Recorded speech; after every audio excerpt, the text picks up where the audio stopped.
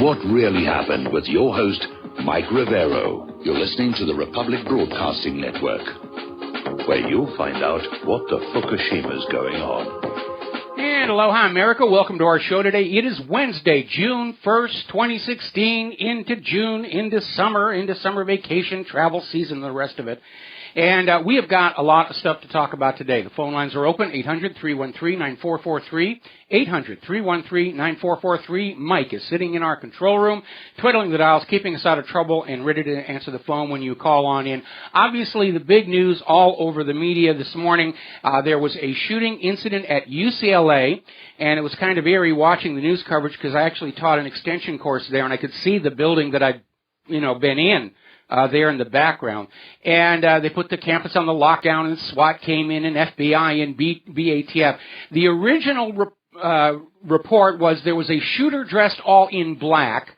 That has now gone away. There are 2 dead. It is now being reported that it was a murder-suicide. But they're still going through the process of looking for more potential victims and potential suspects, and they're enjoying the media limelight. They're out there holding their press conference. Thank goodness for those gun-free zone signs at UCLA, because it could have been so much worse without it. And the gun grabbers are out there already saying, see, we've got to ban guns. We've got to ban guns. We've got to follow the model in Chicago. Well, look at Chicago's murder rate to see if gun bans work. Look at all the gun-free zones to see if that works. Now, the reality is that this disarm all the law-abiding citizens and force them to wait anywhere from 12 to 20 minutes for the cops to maybe show up isn't working. The police are never there when the crime is actually being committed. They'll show up much later, as they did this morning, and have a press conference and get their face on TV and act like they're relevant to what's going on here. But when any of these crimes go on down, there are only 2 parties present, the criminal and the victim. And the criminals will always have guns. Heck, they can go over to the Fast and Furious program and get a whole bunch of them at U.S. taxpayer expense. So that gun grabber paradigm does not work. And it is time to shift the dynamic. Those kids should have had the means to defend themselves. And the gun grabbers are following me all over the net saying, no, this would absolutely be crazy and not so great. You want to have a free-for-all shootout? No, I don't. But do you think any of these shooters who've walked into the gun-free zones realized that maybe somebody could shoot back? They'd change their mind. They might not do it if those gun-free zones came down. Remember what happened in Kennesaw, Georgia. They literally passed a law requiring every household to have a firearm, and crime rates plummeted. Now, I'm one of those people who's defended life and home from a home intruder with a firearm, and I'm very lucky I didn't have to pull the trigger. But that little red laser dot on the forehead of the home intruder did convince them to depart very, very rapidly. And everyone's out there saying, it'll be the wild, wild west when everybody has a gun. Actually, the violence in the wild, wild west is mostly a product of fiction and propaganda. When you look at what was going on with the gangs of New York, for example, the per capita incidence of violence out west was much, much lower. The reason the gunfight at the OK Corral was so historic was because it was so rare. Most of what people think about the wild, wild west is the product of the dime novels of the day, which were actually clever propaganda to try and convince workers in the eastern factories not to quit their jobs and go out west to get their 40 acres and homestead the place. So that's what's going on. Now, when I was a kid, I grew up in New England farming country. Everybody had guns, multiple guns. And it was normal. On your 12th birthday, you would get your first firearm, and you would be taught gun safety. And the first time you did something stupid with that gun, you would get a trip to the woodshed, would have you eating your dinner standing up for at least a week. And nobody cared that everybody was carrying guns around. We would take our guns to school, and we would put them in the cloakroom. Because on the way home from school, we would actually walk home, not like today where everybody drives their kids back and forth. We would walk home to school, go by the farm fields, and varmint the fields. Just chase the critters out. A couple of shots from a .22. There were no mass shootings where I grew up. In fact, there were no shootings of people at all. except for one attempted suicide, because everybody understood the likely outcome of pulling the trigger on another human being and the very low probability of survival. But the gun grabbers are out there saying, see, we've got to ban guns. Guns were banned on the UCLA campus. It didn't work, did it? And they're just absolutely in a fury that anybody would stand up and say the gun-free zone signs aren't working. No, you should wait for the police to get there. The police will take anywhere from 12 to 22 minutes to answer a 911 call. When I chased that home intruder out of my home in North Hollywood, it was more than half an hour before the cops showed up. And these days, let's be honest, calling the police has its own risks. Whether it's the Israeli training or prescription antidepressants, the police officers of this country are actually murdering more innocent Americans than all the mass shooters and the terrorists put together. And under the civil forfeiture laws, they're stealing more from law-abiding Americans than all the burglars and robbers and muggers put together. So you are taking a major risk calling the police. So the media has been totally obsessed with this story all morning long up until in fact, they're still out there talking about the massive response triggered by this murder-suicide. And, of course, this gives the media an excuse not to talk about Hillary Clinton's email server problems.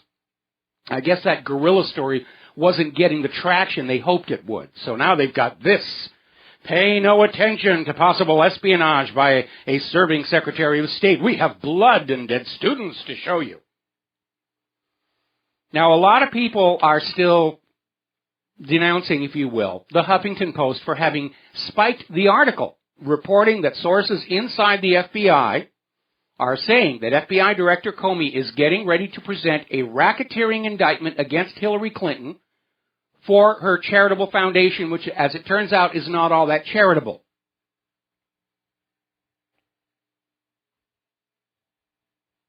And so everyone knows there's a cover-up there. And it's only getting worse. Barack Obama is now directly intervening, trying to prevent Hillary Clinton from being deposed by Judicial Watch. And now that means if I am right, and Hillary was selling secrets using her private email server and charitable foundation, then President Obama is an accessory to espionage along with obstruction of justice, which is impeachable. Now, the House Majority Leader, Tom DeLay, is out there saying that according to his sources, if there is no indictment of Hillary by Loretta Lynch, the FBI is just going to start releasing all this information. They're going to go public. They're going to leak it out. And by the way, anybody who wants to send me hard, factual evidence about what Hillary has been doing, I promise you anonymity. The latest polls are now showing half of Americans view her private email server as having been illegal. Her constant claim that it was permitted, that it was approved, has been demonstrated to be a lie. The Inspector General at the State Department came on out and said, no, it is not permitted, it is not legal. Hillary Clinton never asked for permission, and she would have been refused had she done so. She's lying. Now, as you know, Cheryl Mills just went through a deposition. The transcripts are being released today. The Justice Department lawyers and Hillary's lawyers are out there banning audio and video from being released because apparently it was a hugely embarrassing situation. Basically, it could be summed up by the lawyers all saying, objection, objection, objection. They objected 250 times to questions that were being asked her about that server. And the rest of the times when they let her speak, all she could say is, I don't remember. I work for the government and my brain is mush and I just have no memory of any of this stuff going on. I'm completely clueless. So 163 pages of deposition, all of which can be summed up as, I really don't remember what was going on. All right, we're going to take a phone call. Steve in California. Aloha, welcome to the show. What's on your mind? Well, they've already put that out there. The Clinton team is saying, I learned in business, ignorance is no excuse in the law, but they're now showing that their evidence, what they're going to be trying to push for her to get her off is to prove criminal intent versus ignorance. She may just claim ignorance. I didn't know any better. I'm not too schooled in she's done that before. Well. It was just ignorance on my part. So So get her off in that way. But you just brought back a good memory for me. I belonged to the gun club when I was in junior high. Okay, can we stop here? Hang on, can we stop for a second? I want to hear about your gun club, but I want to respond to what you said about Hillary Clinton. First of all, we have that letter from Hillary Clinton to Jacob Sullivan in which she overtly instructs him to strip the classification headers off a classified document and send it to her by non-secure means. And it doesn't matter why she did it. It doesn't matter what was in the document. It doesn't even matter if Jacob Sullivan did it or not. That is a violation of Title 18, Section 793. And by the way, under Title 18, criminal intent is not necessary. If it's by accident or inadvertent or stupidity, it is still a felony violation. And Hillary Clinton is not going to be getting off that way. I mean, let's be honest. If you're not paying attention, if you're fiddling with your cell phone, you run a red light and you kill a pedestrian on that crosswalk. Obviously, you did not intend to kill the pedestrian, but you're still going to go to jail here. I totally agree, but you know, it seems to be the politicians are exempt. They always find themselves exempt in those situations. You and I could never pull that off in court, but they always seem to at least try that way. But let me get on to real quick, the junior high. I was in the gun club in the 9th grade. This is amazing stuff that we had a gun club. Yes. You brought your guns in. We did gun teaching, schooling, everything you can think of, and we actually went out behind the school and we shot target traps. Yes. Behind the school, and it was all supervised, and there was nobody crazy pointing a gun, in the wrong direction.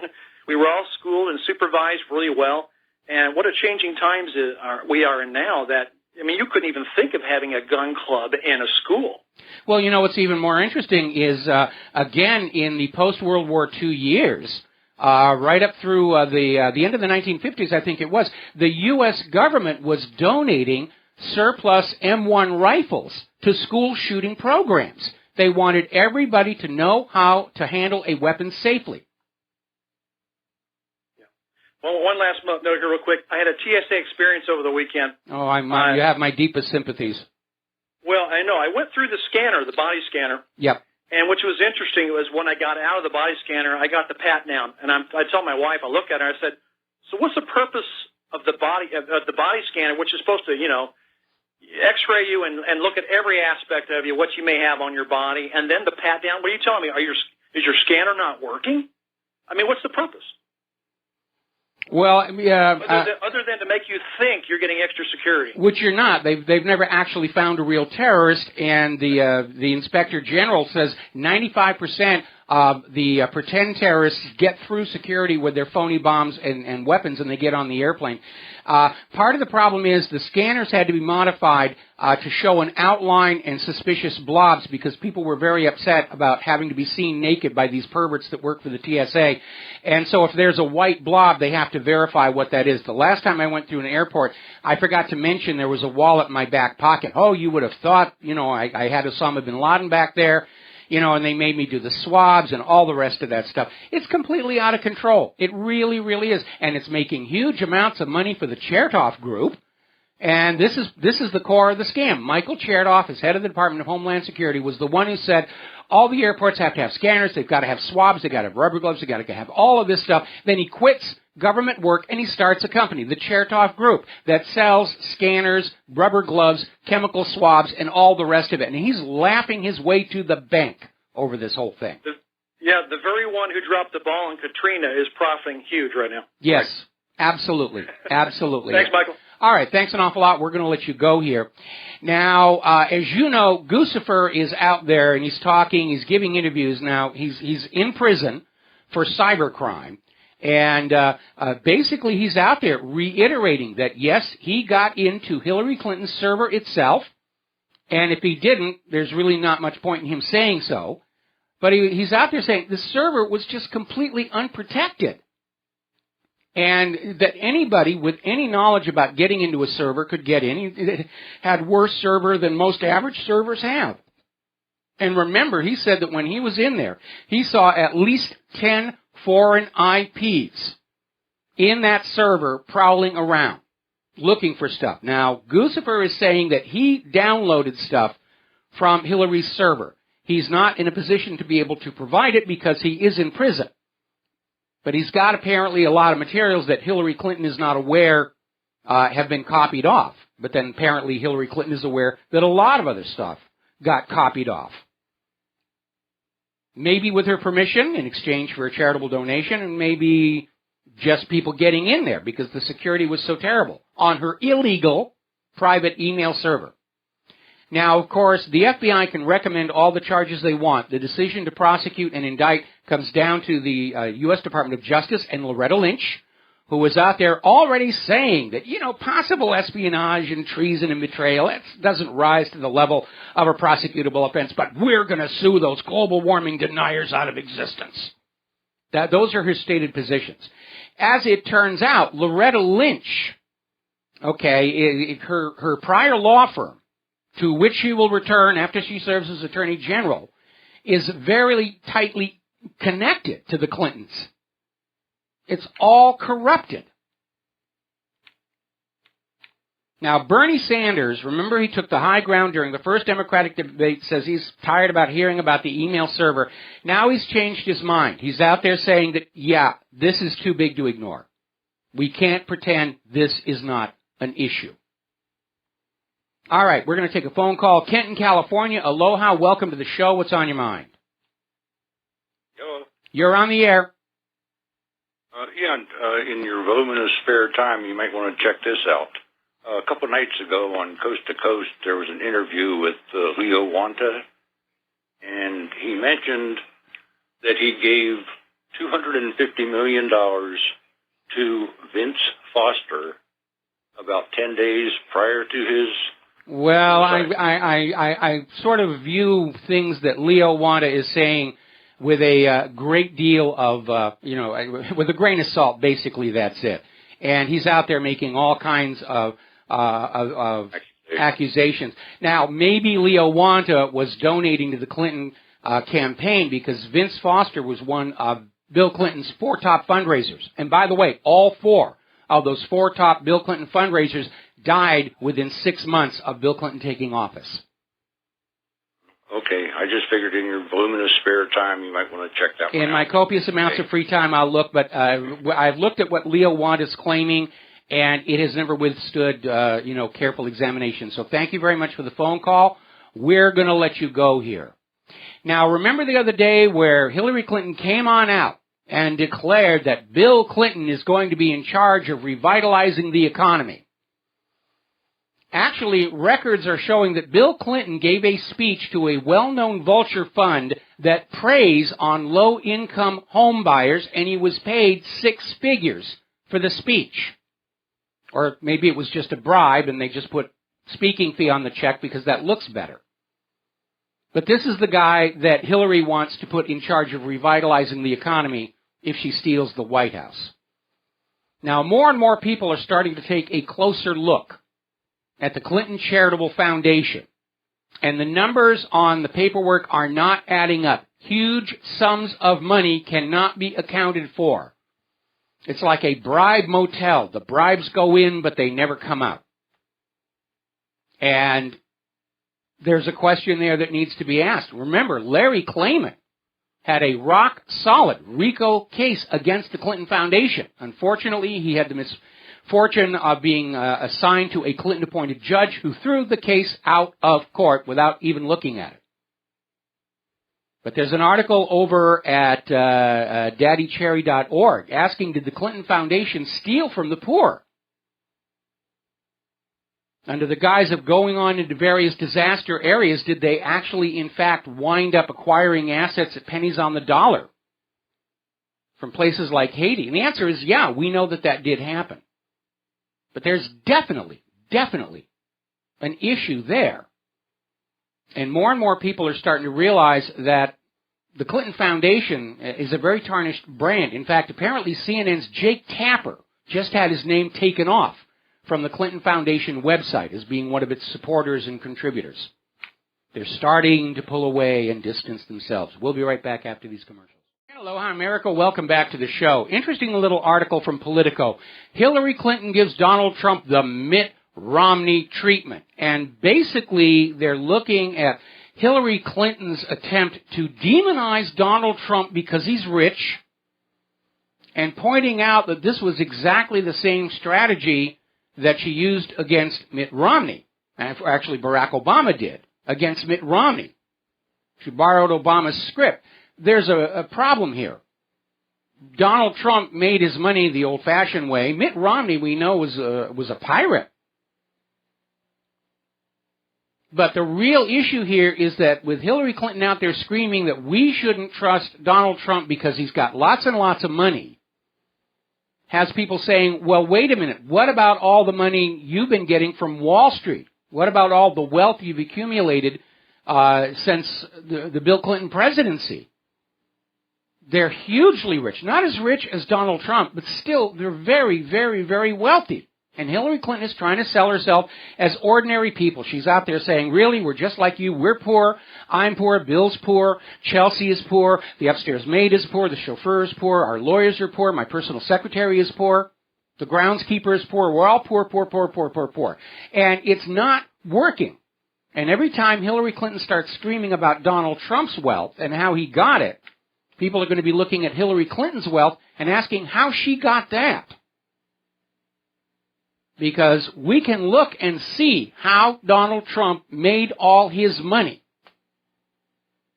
Can't say the same thing about the Clintons' wealth. It's this dark void. All we know is that there's a bunch of money there. We're not sure where it came from. But remember, analysts are looking at that Clinton Foundation and saying vast amounts of money donated to the charitable foundation cannot be accounted for. It's gone somewhere. Possibly to fund that $1 million online hacker group that's out there trying to wreck websites critical of the Empress Hillary. Israel is complaining that Bernie Sanders has chosen the wrong people to change the Democratic Party platform on Israel. Of course, from Israel's point of view, the right people are the ones who will give Israel whatever it wants, and everybody else are the wrong people. So I wouldn't put too much stock in that one here.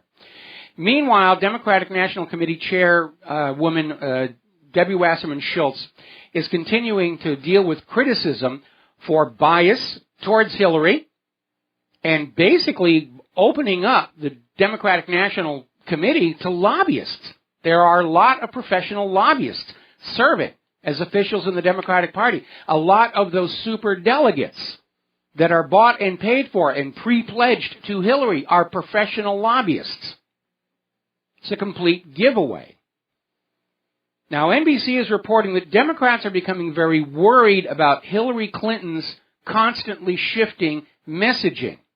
She doesn't have a clear, unified position. She's just saying whatever she thinks the crowd in front of her wants to hear. When she's talking in front of the carbon Nazis, she's going to shut down coal. When she's talking to the coal miners, oh no, we're going to take care of you.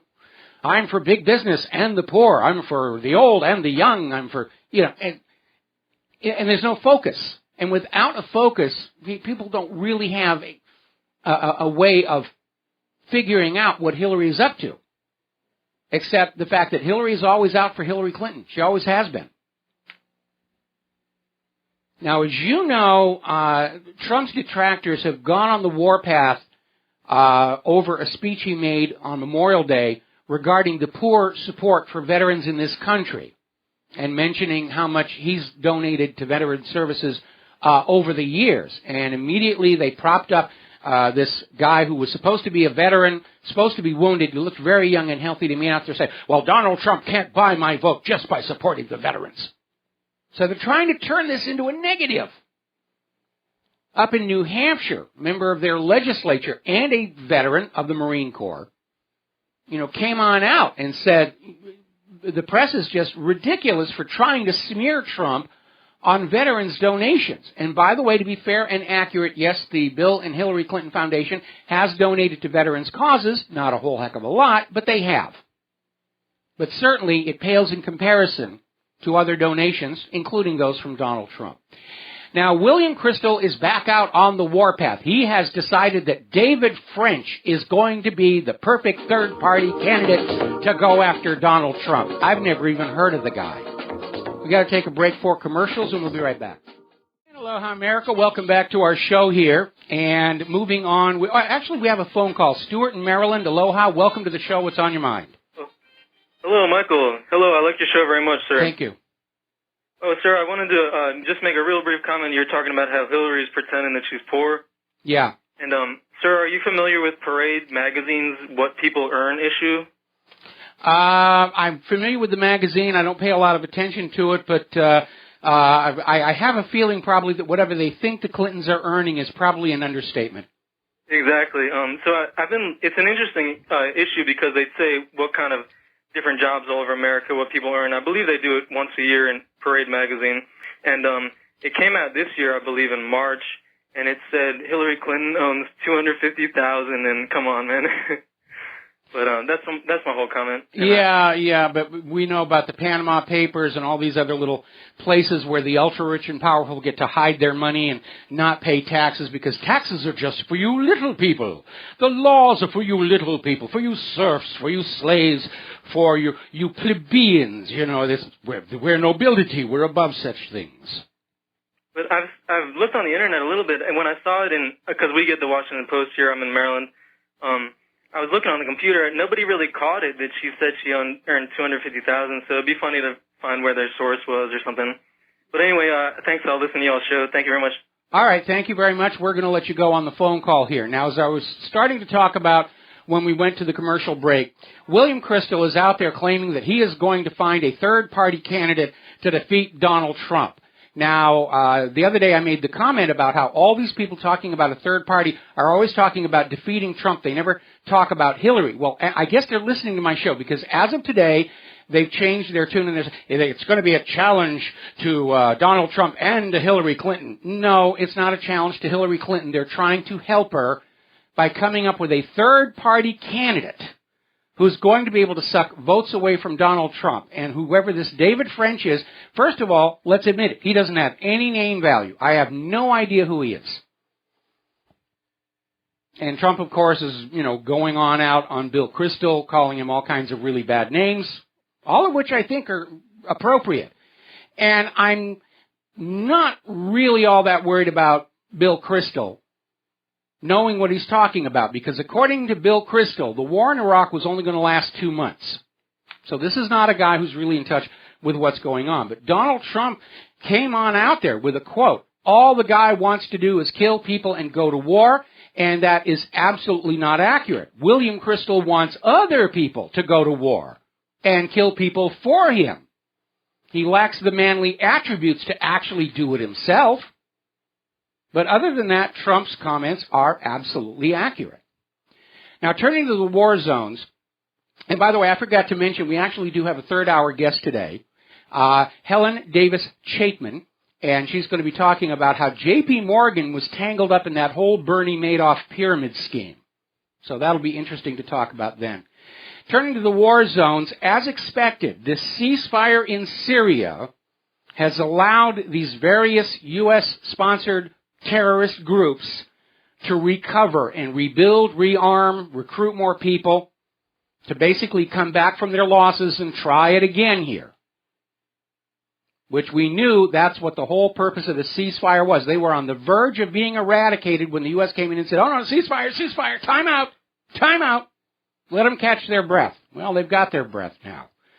Russia has sent an unequivocal message to Turkey to withdraw their troops from Iraq. This is coming from Russian Foreign Minister Sergei Lavrov, saying that Turkey's keeping troops in Iraq is an absolutely unacceptable position.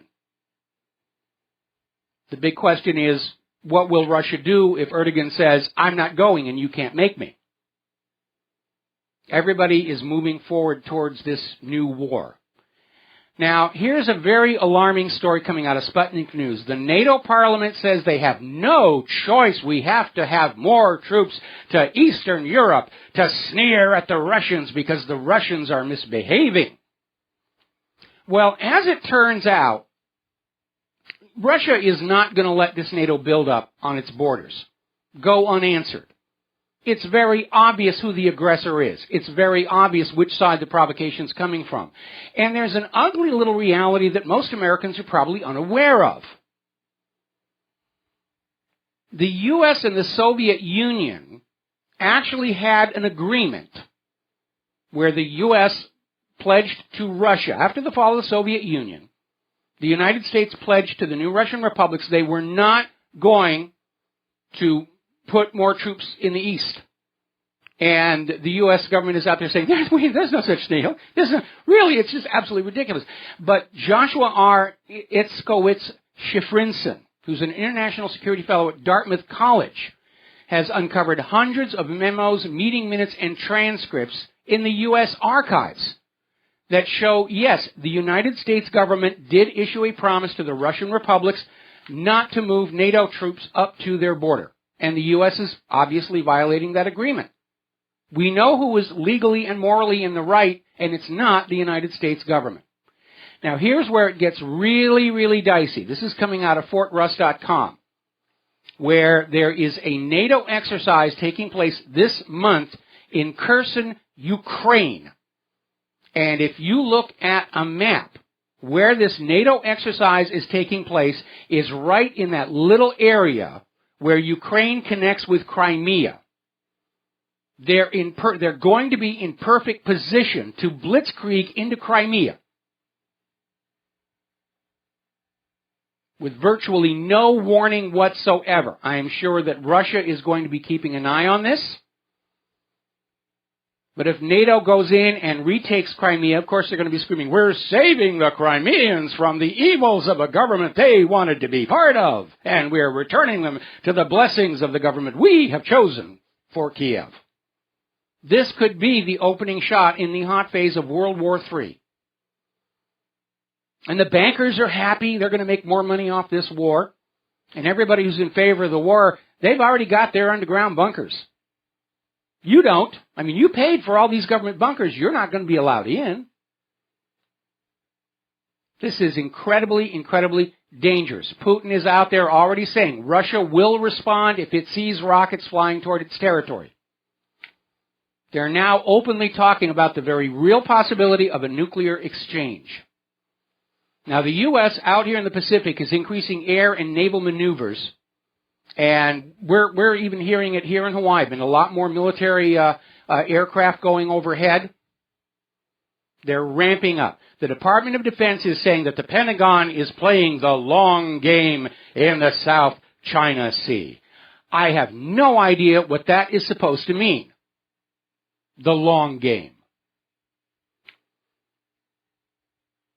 China is saying that they may declare a security zone in the South China Sea, an air defense identification zone, protecting its national security interests. And they're saying foreign aircraft entering that zone without authorization may be intercepted, ordered out, or forced down. Now, that puts the United States in a very interesting position because the U.S. has been running around the world declaring no-fly zones here and there and everywhere. Plus, any time Israel declares a security zone to steal more Palestinian land, the U.S. government is out there nodding its head and saying, oh, yeah, that's absolutely valid.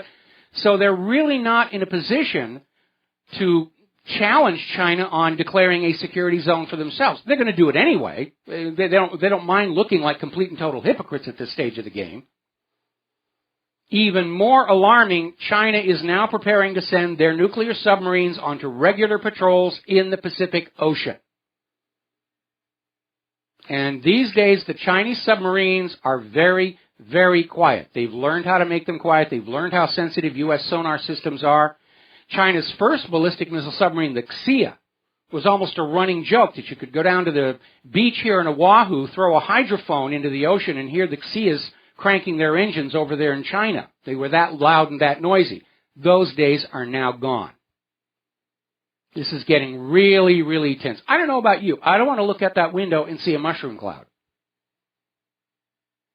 Meanwhile, yet another chemical factory in China has gone up in flames, and I got to tell you, this is happening way too much. This is not looking like industrial accidents. This is starting to look like a covert sabotage campaign. I don't know what these chemical plants are making, but it could very well be munitions, gun propellants, rocket fuel, whatever. But there's been too many of them. I'm not buying that this is just accidental. Now, the United Nations was getting ready to put a report out about the environmental health crisis in Gaza following multiple Israeli attacks and Israel's refusal to allow any building supplies into Gaza or any of the supplies that would be needed to decontaminate.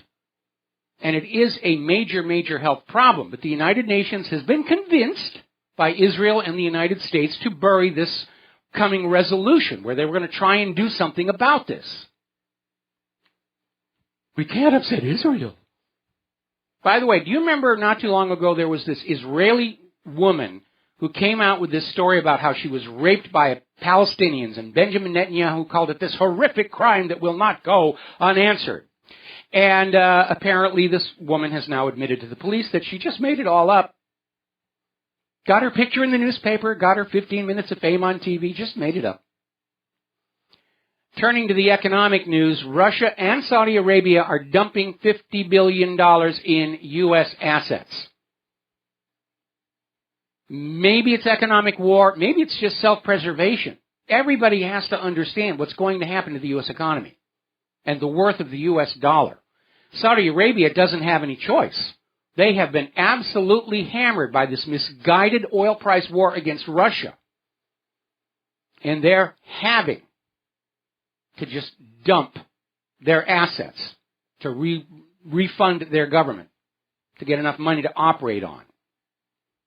Russia's dumping U.S. assets because they're putting their bet on on BRICS and on the ruble and China's coming gold-backed trade currency.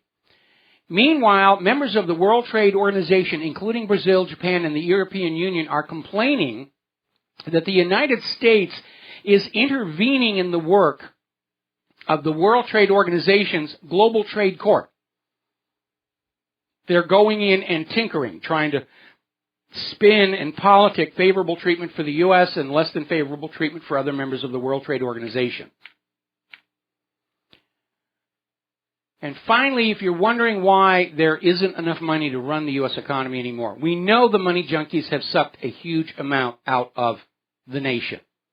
It's why the Federal Reserve is fighting a full audit, tooth and nail, even to the point of threatening to crash the economy to protect their dirty little secrets. But a lot of Americans need to understand more than half of every single tax dollar you pay to the government goes to the military-industrial complex. There's an old axiom in advertising that if you want to know what people really want, look at what they spend their money on. I remember a story where there was this hotel that hosted one of these big conventions for these televangelists, church, moral, and apparently pay-per-views of adult movies in the hotel room spiked while they were there. In the case of the U.S. government, they're spending most of their money on the machinery of mass death. And they split up what's left over among the illegal immigrants, the refugees, Israel, Wall Street, and if there are a few pennies left, they might do something nice for you, the American people. Now, turning over to Great Britain, the latest polls are showing a major shift in favor of the Brexit. It's starting to accelerate. All the fear-mongering has not worked. Some of the fear-mongering has been silly on the face of it, and it's undermined the credibility of everybody who's pushing for Remain.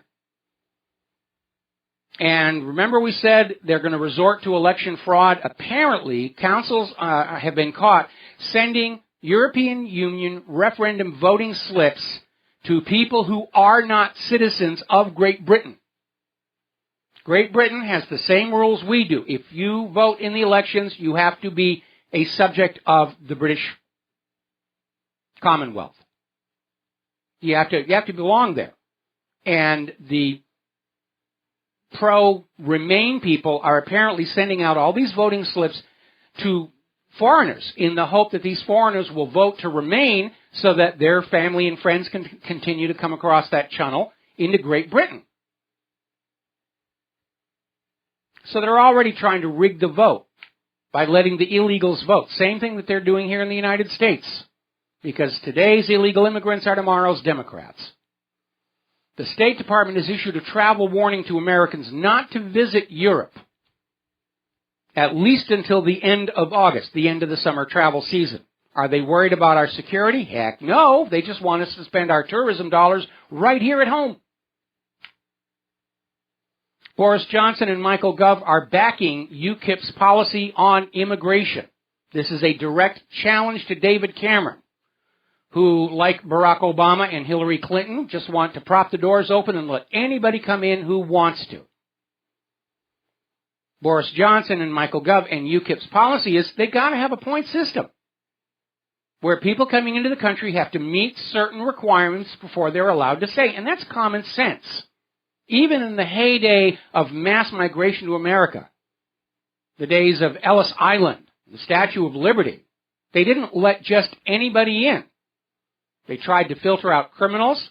They would put anybody with a contagious disease into quarantine. Now, apparently a French search team in the Mediterranean claims that they have located the black boxes, or at least the signals, from the Egypt air flight. Of course, by now, it's entirely possible that the black boxes may have been tinkered with. And remember, when TW-800 went down, they were hearing the pingers on the black boxes, and then all of a sudden they went away. Said, oh, the batteries must have failed early. And then a day later, all of a sudden the pingers came back right underneath the U.S. Navy salvage ship. Interesting little article that came out of reader-supported news. Apparently, Robert F. Kennedy was convinced his older brother, John F. Kennedy, was the victim of a conspiracy. And that made Robert Kennedy very dangerous if he ever got to the White House, because then he would have the resources of the U.S. government, FBI, Department of Justice, to look into it. And I think that's a major part of the reason he was shot off the nomination out there in California.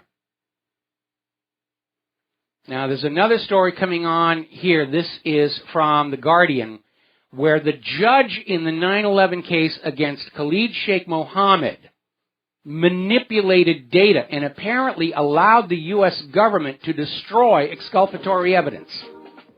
It's a kangaroo court. It's a star chamber. That's what it is. It's not justice. We'll be right back. And aloha, America. Welcome back to the show here. And let's see. I'm looking at this article just came on out where Nigel Farage is already out there saying that he is expecting there to be massive fraud in the coming Brexit referendum. Yeah, we all are. We know that's what they're going to do. We saw that with the Scottish independence referendum. They weren't even trying to hide the election fraud. Now, in the world of political correctness, you have to scratch your head. What the heck is going on? There's a story out of Oraz.com where apparently National Honor Society, when you graduate and you are a member of the National Honor Society, you are given this little extra stole that you put on over your robe for the graduation ceremony. And apparently over at Plano Senior High School, the administration is ordering students who have received these academic honors to not wear the regalia during graduation because it will make the other students feel excluded. Now, isn't the point of excellence and accomplishment to reward it, to encourage it?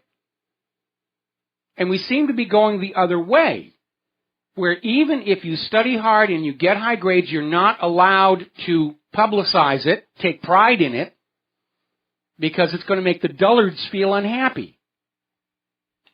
We're going the wrong way. We should be a nation that applauds and encourages and celebrates exceptional achievement by our young people, by anybody. A meritocracy is what is needed here. And under the guise of political correctness, even those who are excelling are being told, please be quiet. You're making yourself look exceptional. That's unpolitically correct. I mean, that's nonsense. That is utter nonsense.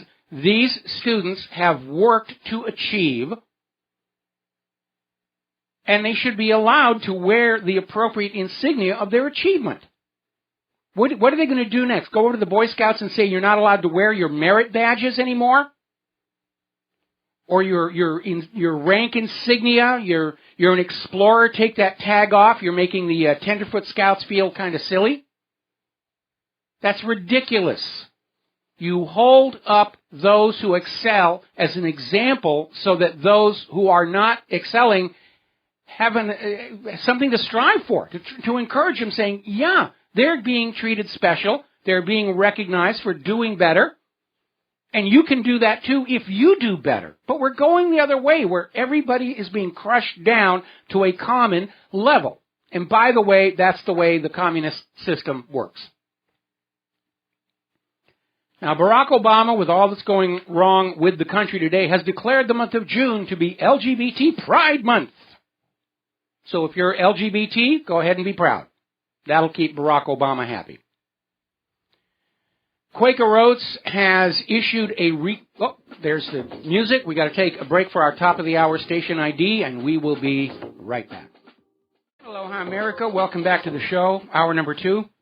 The phone lines are open, 800-313-9443.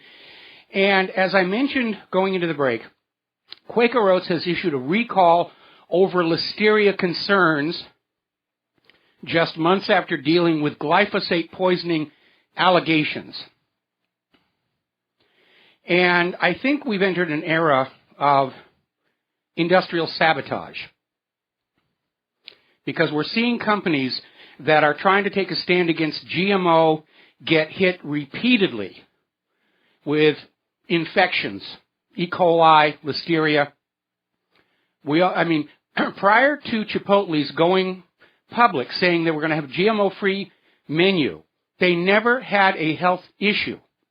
And then all of a sudden, after saying we're going to have a GMO-free menu, they all of a sudden they get hit with all of these health issues. I don't think it's a coincidence. It's just too cute, as it were. General Mills has been forced to recall 10 million pounds of flour over an E. coli outbreak.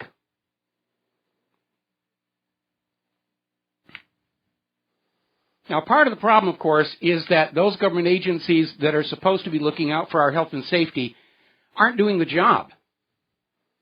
More and more, they're acting like industry support groups rather than protectors of the public health.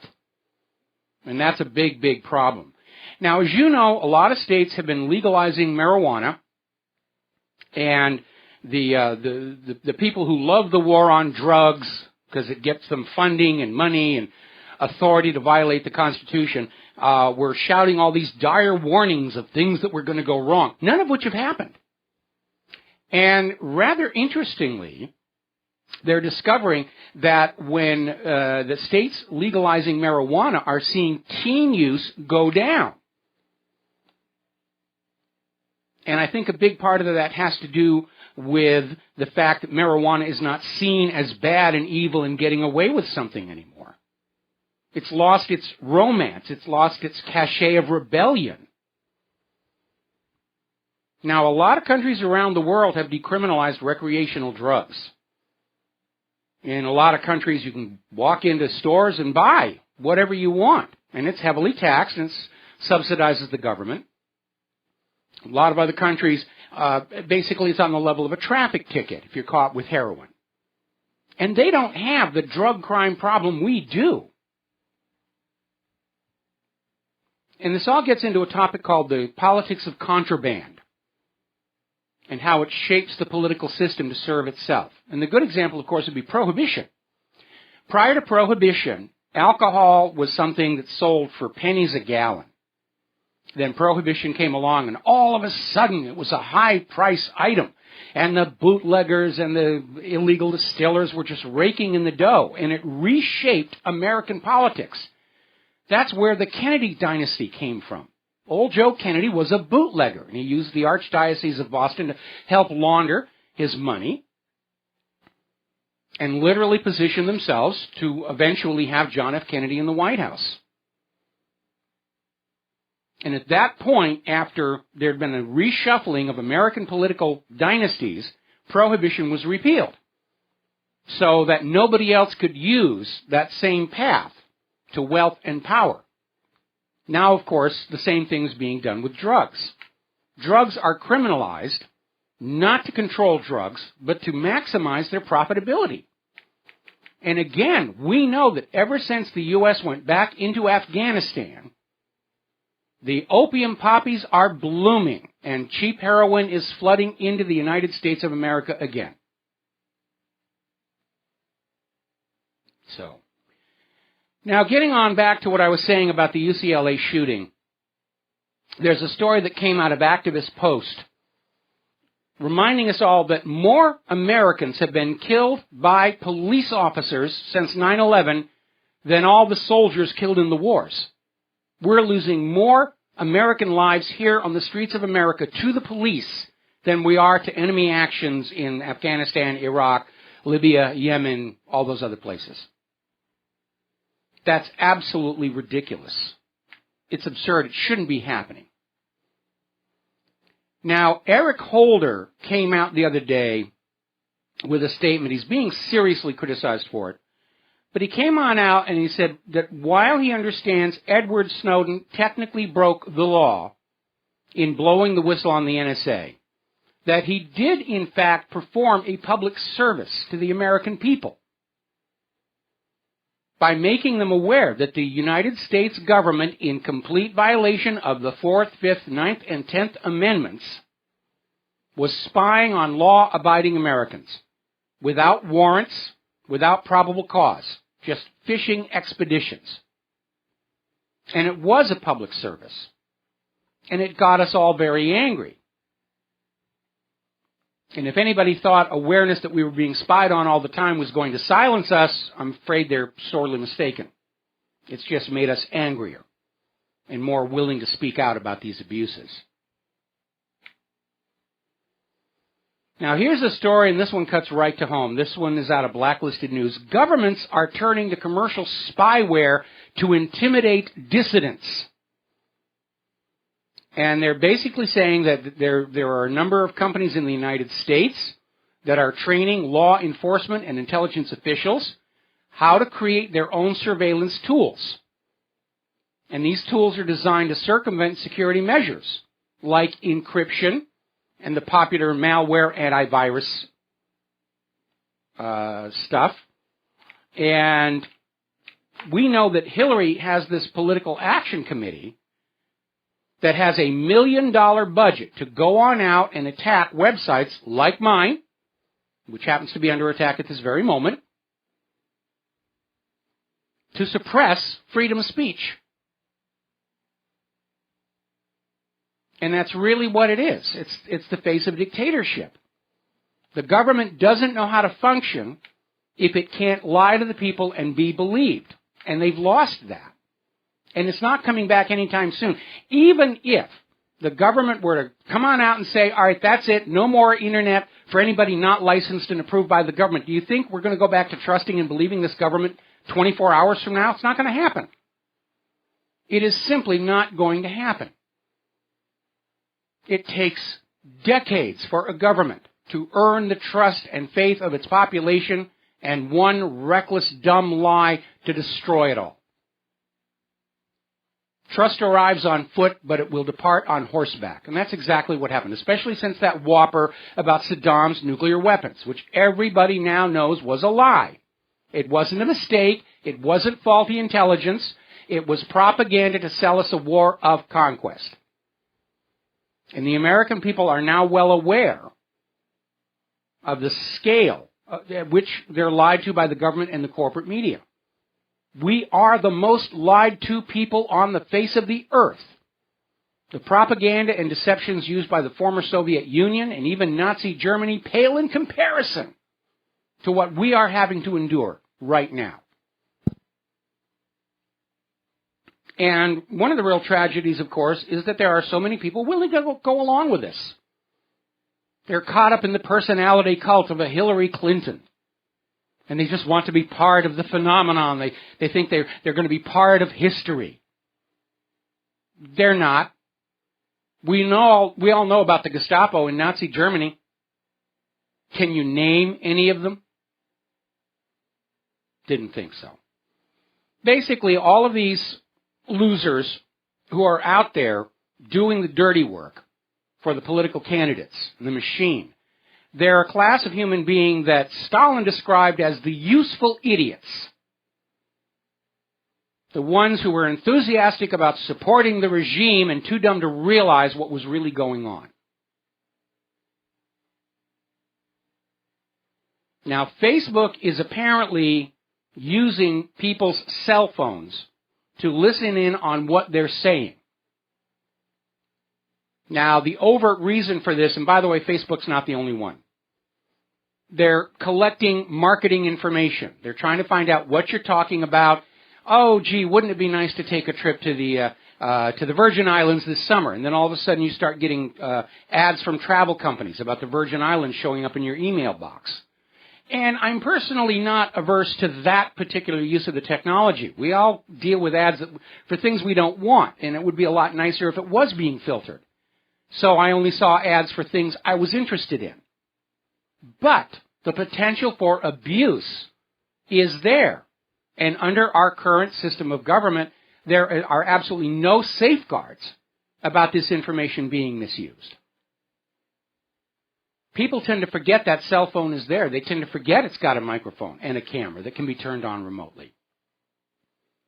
They could be saying something very indelicate. They could be talking about, the affair they're having with their secretary at work, at which point their email box will be loaded up with all kinds of divorce lawyer ads or something. We do have a right to privacy. And if the government will not enforce that, we have to take steps ourselves. And that means maybe leaving the cell phone home, unless you're expecting an important call. Break your dependency on that portable electronic device. Or get a privacy case. Or even if you can't afford one of those, you can block the cell phone from the towers and the GPS with 6 layers of aluminum foil. But you have to start thinking about your privacy as kind of a lifestyle. And it's like being a prepper. Being a prepper isn't buying a bunch of stuff and shoving it in a closet and just hope it won't have rotted away when you actually need it. It's thinking constantly in terms of being prepared for the tsunami, for the hurricane, for the tornado, for the government to fall and declare dictatorship. And the same thing is true about your privacy. It has to become part of your ongoing awareness. I have a right to privacy. It's recognized in that Fourth Amendment.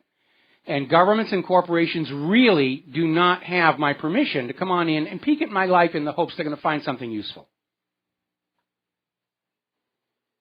We're going to take a phone call. Paul in Montana, aloha. Welcome to the show. What's on your mind? Hey, back to the Volstead Act. I know it wasn't a really big grassroots thing.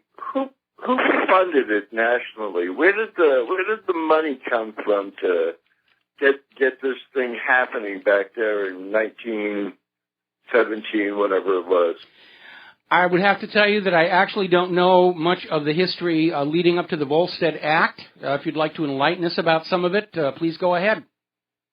What I'm curious about is where did the money come from? We know that a particular bunch of people had a vested interest in funding World War I, and so what group of people put out the money to get the organization, publicity, et cetera, and the public fervor to get this Volstead Act going? How come we never hear about, who those guys were? Well, and again, the prohibition was enacted ostensibly to cure the fact that alcoholism was a major problem in the country. But as for who was funding it, there were documented cases where these temperance societies were being funded through cutouts by organized crime, who knew that if prohibition was established, it was going to open up huge new profitability for anybody who was smuggling booze or making booze. And the longer the temperance movement was supported and funded, the richer organized crime became. Well, it would be kind of nice to hear more about who were the primary money people to get this Volstead Act. Well, I don't have that information.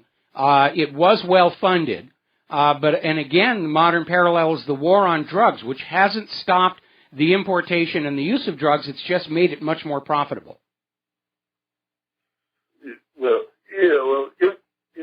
Hopefully somebody out there will say, call you up and say, well, these are the people that the primary movers of the Volstead Act nationally.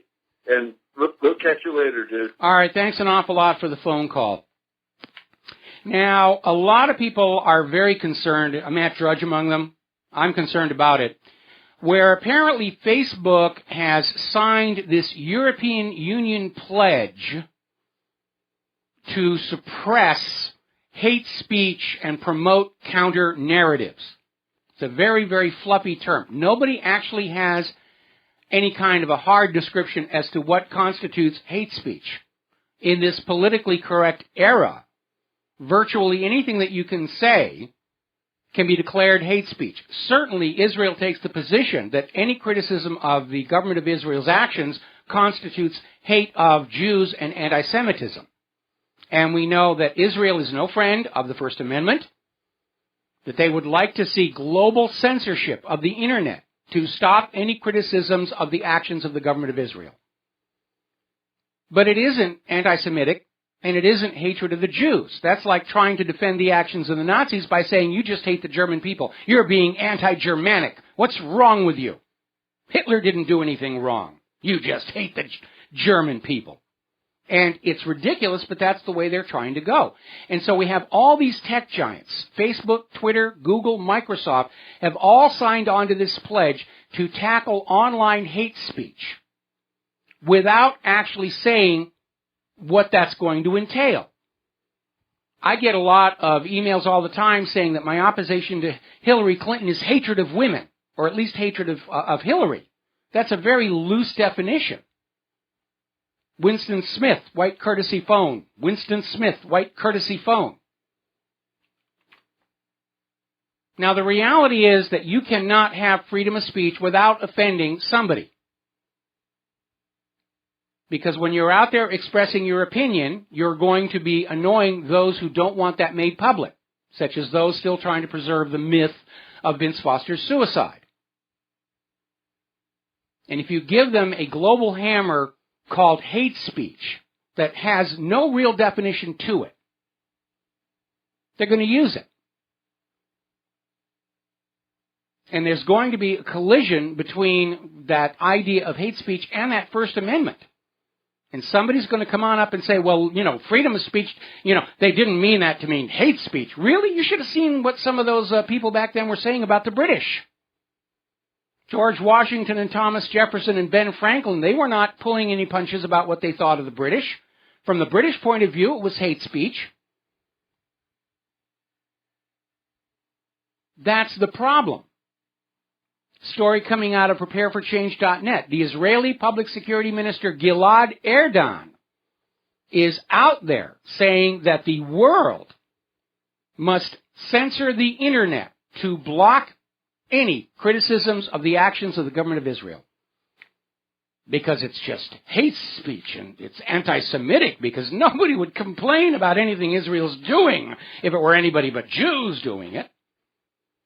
They have been hammering that card so long, it's wearing out. And that's why they're getting desperate.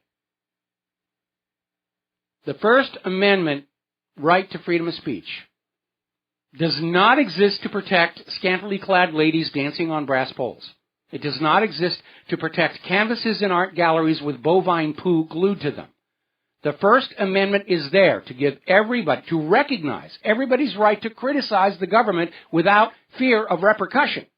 And that means any government, anywhere on earth. That is our right to criticize government when they are wrong. And they're trying to find some way they can trick the public into going along with this idea that instead of freedom of speech, we're going to have permitted speech. We're only allowed to say positive things and happy thoughts. And that's absolutely ridiculous. That is absolutely ridiculous. When you look at what's going on around the world, there's ample justification for criticizing governments, whether that of the United States, Great Britain, Turkey, Israel, Saudi Arabia. If we take away the ability to hold these governments to account for their actions, they're only going to get worse and more abusive. Got to take a break for commercials. We'll be right back. Aloha, America. Welcome back to the show here. We've got a caller waiting on the line, Matt in Colorado. Aloha. Welcome to the show. What's on your mind? Hey. Yeah, hey, Michael. Thanks for taking my call. You got it. Are you familiar with John B. Wells and the Caravan of Midnight program? He used to be a... yeah, you're familiar with him? I've heard of it. I haven't spent a lot of time with it, but yes. Well, I highly respect the guy, and I was listening to one of his programs last night, and I'm going to try to say this very delicately, because a lot of the things seems like that there's Jew bashing, and I think the state of Israel is probably second only to the United States as one of the biggest human rights violators in the world. Oh, there's no question about that. Yeah, and, you know, I grew up as a Catholic, and I think the pedophilia going on there is purely demonic and evil. And I think this whole religious thing between Jews, Christians, and Muslims is just completely absurd. Well, However, now, I want to point out, historically, left to themselves, Christians, Jews, and Muslims get along just fine. It's these ambitious leaders who gain wealth and power and control by turning groups of people against each other that are the root cause of the problem. I would completely agree with you. But I was listening to this woman who was a British lady who married an Israeli, and she was on Caravan of Midnight, I think on the 31st of May, and she just really laid some stuff out that I had never heard before, and it was regarding how a woman can make a claim against a man, you know, a father or a partner and so forth, in which case they have to pay this child support like 30 years in advance. Otherwise, they have no ability to leave the country because they cannot get a passport to leave. So they're basically like in indentured servitude. Well, you know, there are a lot of flaws in the system. We've had, I'm blanking on her name, Miriam, I forget the last name, who's working with family law in Israel. And there's a lot of inequities in Israel and also in American family law, especially coming out of the militant feminism of the 1990s. But you know something? That's their country, okay? We've got problems in our country that need to be solved, and we really ought not to be running around the world trying to tell these other countries how to live their lives. When the people of Israel get fed up with the way things are, they'll force a change on their government. And that's the way it should be. Well, I totally agree with you. And I'd never heard about to the extent that the British woman was describing her experiences in Israel. And, you know, I used to date a girl that was from Jerusalem that was living in Colorado, and we were hanging out and so forth, and seemed totally nice and all this. But I was thinking maybe one day I'll go to Israel for a vacation or, you know, just to do some research. I have no desire to go there at the moment, and I think that's a shame, actually, on my part. I don't know. Okay. You know, it is a very, very complicated issue, and family law and marriage law it shifts constantly back and forth. And again, most couples would be very, very happy, except opportunists are trying to exploit the situation for their own personal gain. Remember, again, going back to the 1990s and the militant feminist movement, we had all these feminists who were out there pushing this whole rape hysteria, and it was a rape crisis, and women are victims, and they sold a lot of books, and they made a lot of money, and they got their FaceTime on television, and they actually caused a lot more harm than good, because after various police departments started getting sued by wrongfully imprisoned men, they reached a point where they didn't want to listen to any women complaining about rape, and even the real victims were being ignored. But to these opportunists, they don't care what's actually happening to these people. It's all about money and power. And when you look at family law in Israel, there's some group that's got a power block of voters that says we want women to paint blue paint on their face, and they're going to get a law to do that. We have to let you go and take a break. Thank you for the phone call. We'll be right back. Oh, hi, America. Welcome back to our show here. We're talking about computers. We're talking about censorship and propaganda. And here's a very alarming article. This is from Russia Today. NATO is getting prepared to declare the Internet a warfare domain at the coming summit in Warsaw, where they're basically going to say the open public Internet is a battleground in which they are going to simply declare war on anybody who says anything they don't like. Sig Heil, Sig Heil. NATO, NATO, über alles. Bum, dum, dum, dum. Anyway, over in France, as you know, France, as so many other countries, is fed up with austerity. They're sick and tired of the message, you must make do with less so the bankers can have more. You must make do with less so the bankers can have more. There are protests going on in Spain and Italy. There have been protests in France, ongoing, and it has now crossed a threshold. France is now enduring the biggest and longest protests and riots since the French Revolution. If the money junkies keep pushing, there's going to be a global revolution against this proposed global government and global private central bank. And it's going to get ugly. Now, interesting development, even on Fox News was covering it. And I'm seeing it pop up everywhere. Doug Schoen, who was Bill Clinton's pollster from 1994 to 2000, said in an interview in the Wall Street Journal that it has now become very easy to imagine Hillary Clinton not being the Democratic presidential nominee. And we're starting to hear that some of these pledged superdelegates are getting cold feet because of the growing scandal about the email server and the possibility of the FBI recommending an indictment for racketeering relative to the Clinton Foundation. And we all know that Loretta Lynch is going to block it and not do anything about it. But politics is perception. And there is a certain amount of revulsion in the voters that no amount of vote rigging and phony polls are going to be able to recover from.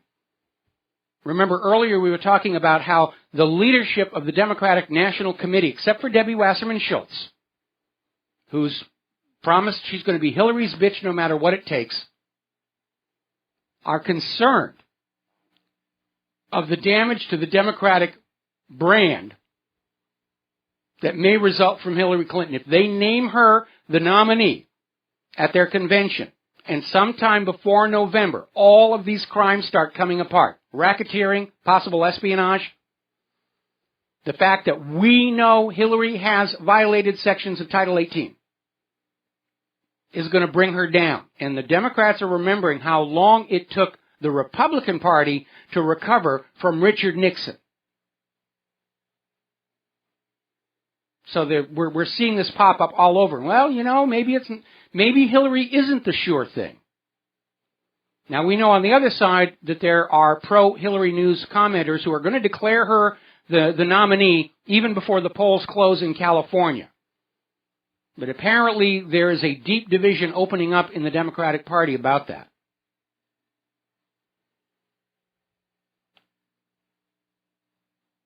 If it were not for the superdelegates, if it were not for the documented cases of election fraud, Hillary Clinton and Bernie Sanders would be tied.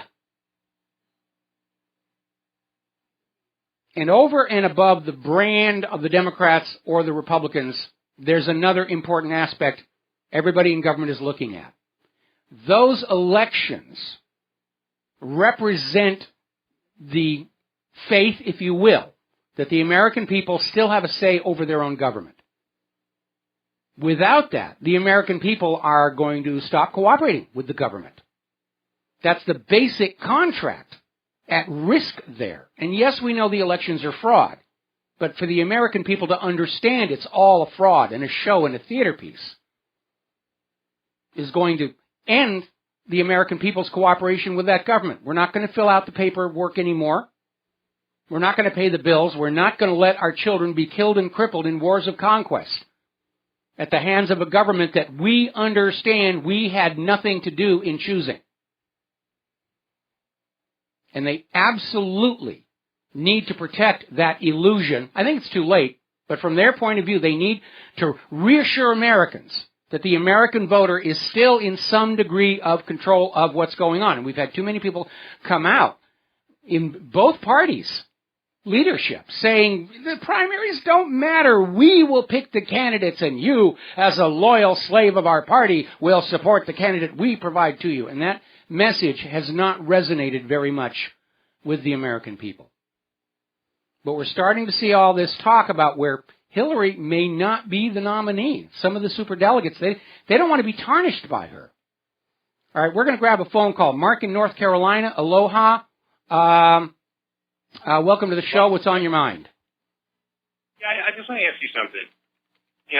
What do you think if Trump makes an announcement right now, and I think he should, and warns Loretta Lynch that if the FBI recommends indictment and she doesn't do it, that she's guilty of, that he will prosecute her or have her prosecuted for obstruction of justice when he becomes president? Because this is an out and out slap in the face to the American people. Oh, of course it is. Well, this whole political system is a slap in the face of the American people. It's an insult to the memory of everybody who died in wars to preserve what they thought was a constitutional republic with democratically elected leaders.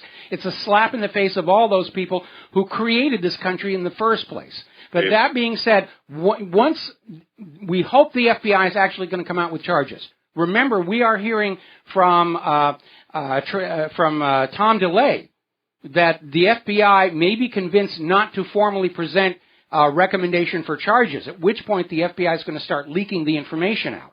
Or at least that's what we're being told. I still think Judicial Watch is where we need to be keeping our eye. And if they weren't getting close to pay dirt, we would not be seeing the Obama administration trying to intervene to block any more depositions of Hillary Clinton and her staff.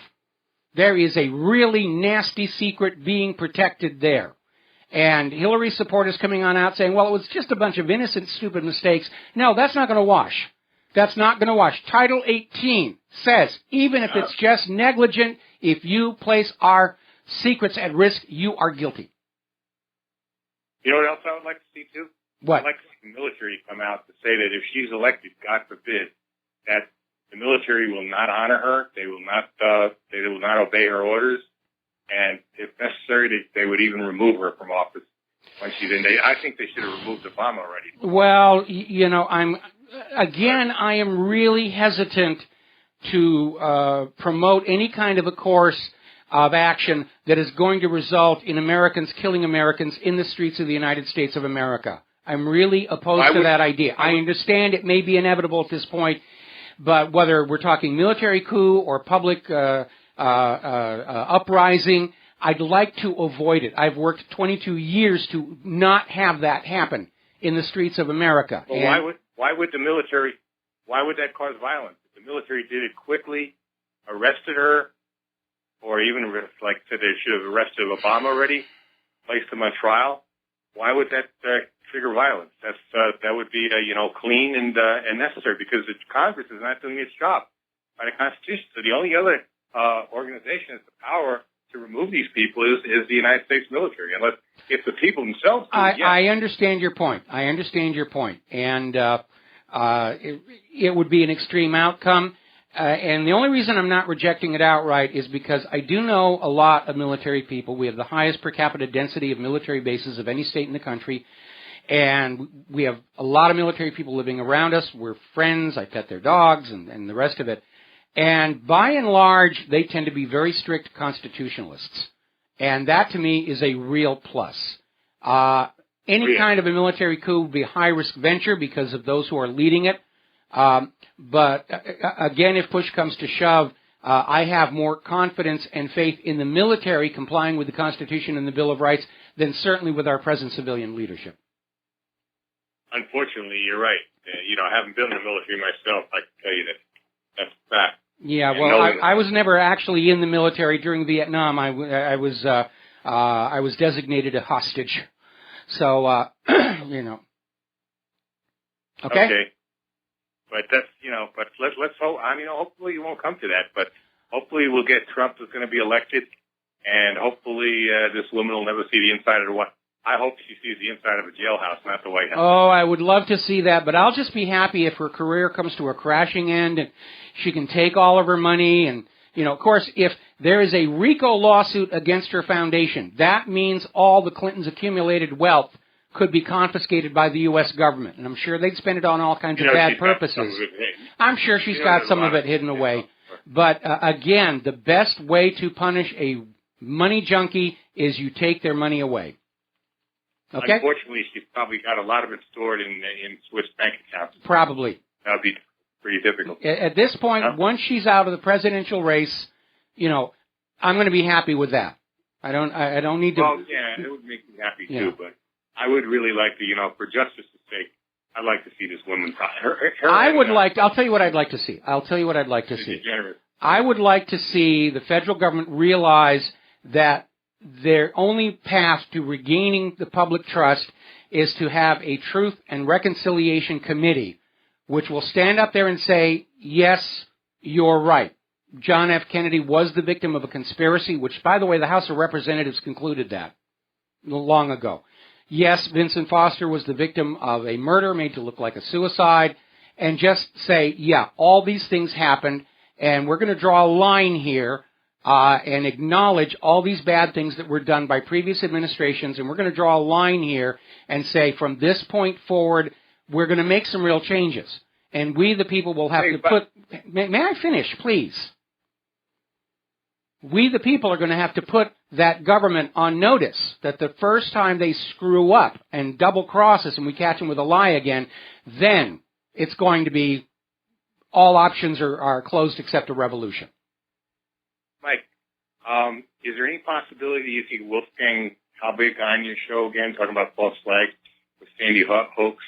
It's a shame. That thing nobody seems to be paying attention. No, they're paying a lot of attention. There's a lot of traffic out there about. Wolfgang Halbig is out there just pushing really hard, and the courts are trying to block him any way that they can. But it's only going to take one of these things to come crashing down and be exposed, and the American people are going to say, all right, we demand a full and open investigation with private citizens in charge, not some other government lackey, to really look into these things. And again, okay, hang on a second. All right? Right now, there is only one way this government is going to avoid a collapse or a bloody revolution. And that is they're going to have to stand up and take their lumps for all the lies they've told throughout the years. Spanish mine in Havana Harbor, Lusitania with weapons, torpedoes in the Gulf of Tonkin. We all know the truth. And the only way the government is going to avoid a collapse is by standing up and saying, okay, we know that you know that we lied and we're sorry about that and we're going to try and behave ourselves. But that will be the last step, before really unhappy things happening in the streets of America. Okay? Mike, why do you think INFOWARS seems to have let up on the Sandy Hoax thing? They covered it quite a bit and then you just stopped. And I've talked to Wolfgang,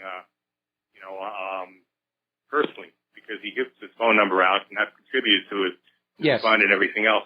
And he said they won't take his calls anymore or anything else. INFOWARS is controlled. They had a huge amount of money come in to build their TV studio and have all the facilities that I'd like to have. And with that came certain rules. And, INFOWARS has been out there more and more pushing the official approved story of various issues. INFOWARS absolutely will not challenge anything that Israel is doing. And at this point, I pretty much stopped paying attention to anything they have to say.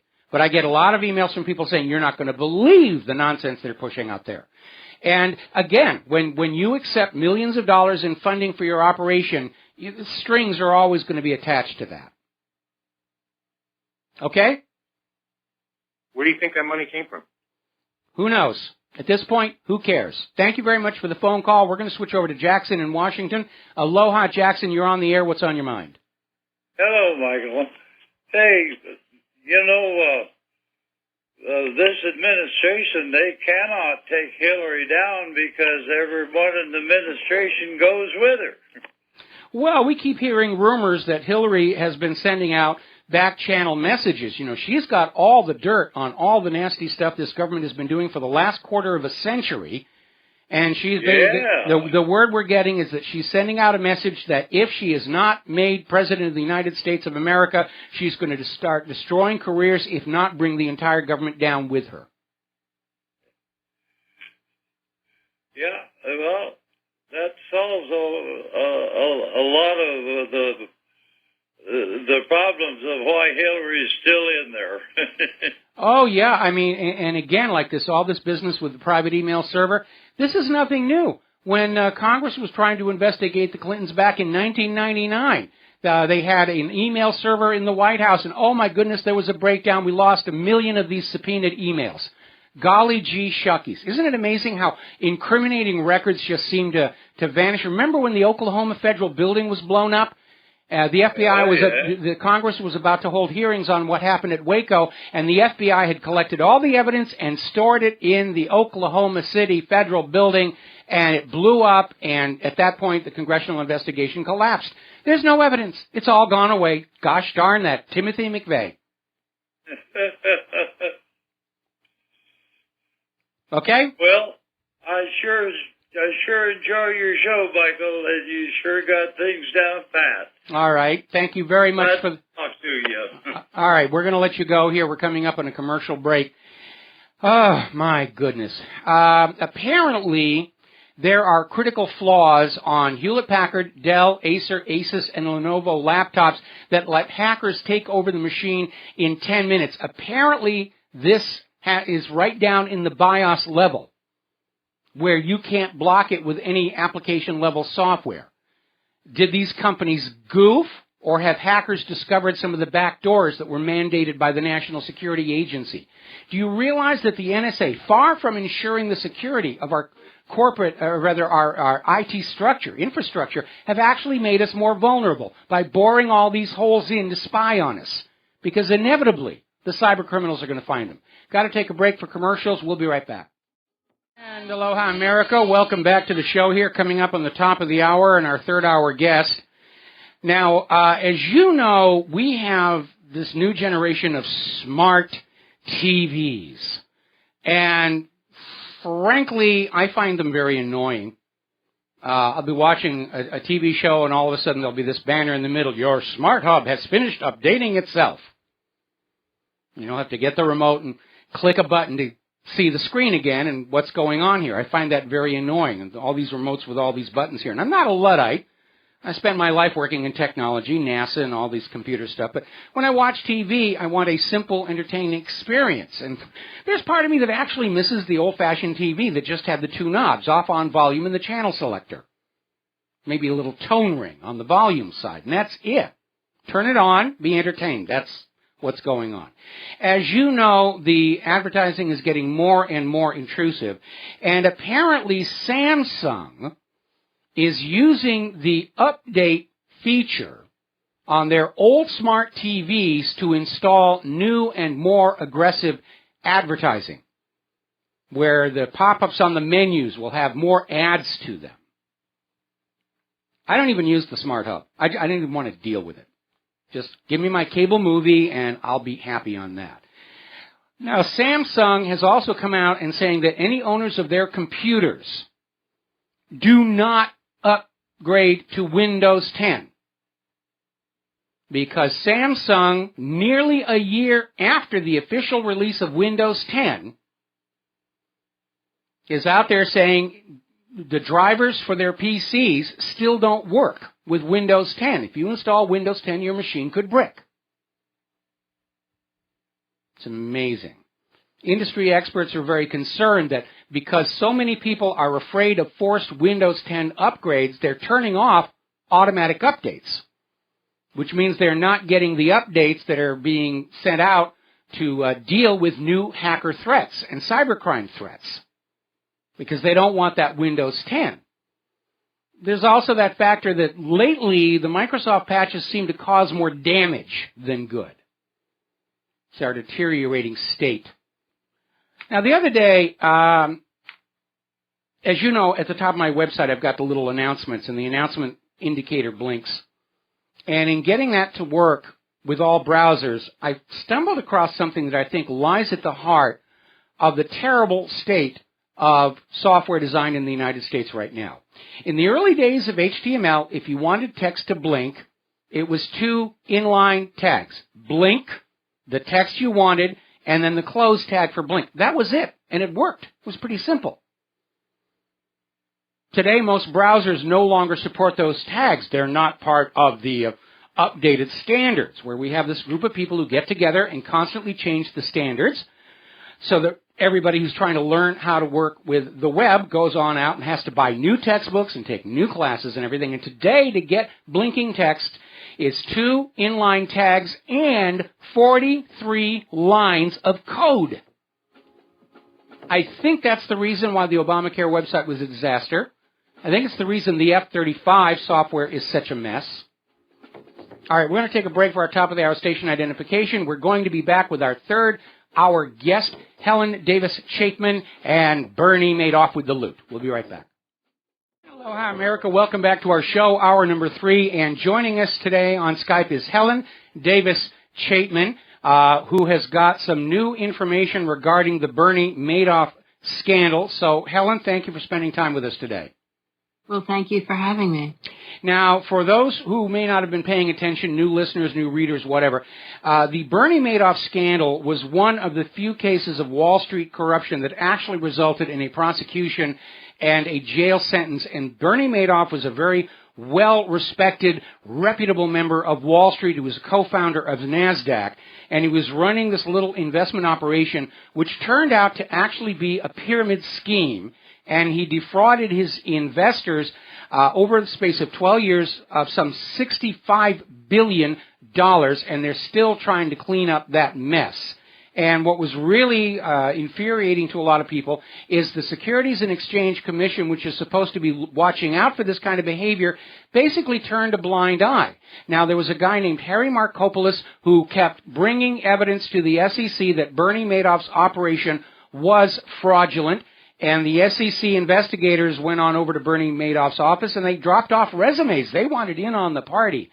So, Helen, you've got some new information. Why don't you just take over from here and tell us what you found? Sure. But first, let me tell you how I found it. I became known in early 2009 as a representative of the Madoff victims. And I was walking down Lexington Avenue one day, and my cell phone rang, and the voice said, "Helen, this is Ruth Madoff." And I had never met Ruth or spoken with her. And I said, "Hello, Ruth, how are you?" And she said, "Fine. Bernie wants to speak to you." And I said, "Well, how do we arrange that?" Because at that point, Bernie was at Butner Federal Penitentiary in North Carolina. And she said, "Well, if you give me a landline, I'll have him call you tomorrow morning, collect." And so the next morning, Bernie called me, collect. And that was the first of a great number of phone calls that I had with Bernie over the last 6 or 7 years. And in the very first conversation, he said to me, "You know, J.P. Morgan Chase knew all along what I was doing." And when he first said this to me, I thought it was incredible. But it turned out to be 100% correct. And when you think about it, it makes sense. Madoff operated from the 1960s on. He had 3 aspects to his business. It was one entity. First, he operated as a sole proprietor, and then he operated as a limited liability company. And within that form, he had 3 groups of traders. He had proprietary traders who were completely legitimate. He had market-making traders who were completely legitimate. And then he had a small investment advisory business from the 1960s on. He claims that in the early 1990s, the investment advisory business became a fraudulent operation where he didn't buy securities for his customers. He just had people make up statements after the fact as if he had purchased securities for them. And fortuitously, since they were making up the statements after the fact, they could hit certain profit targets, which they did.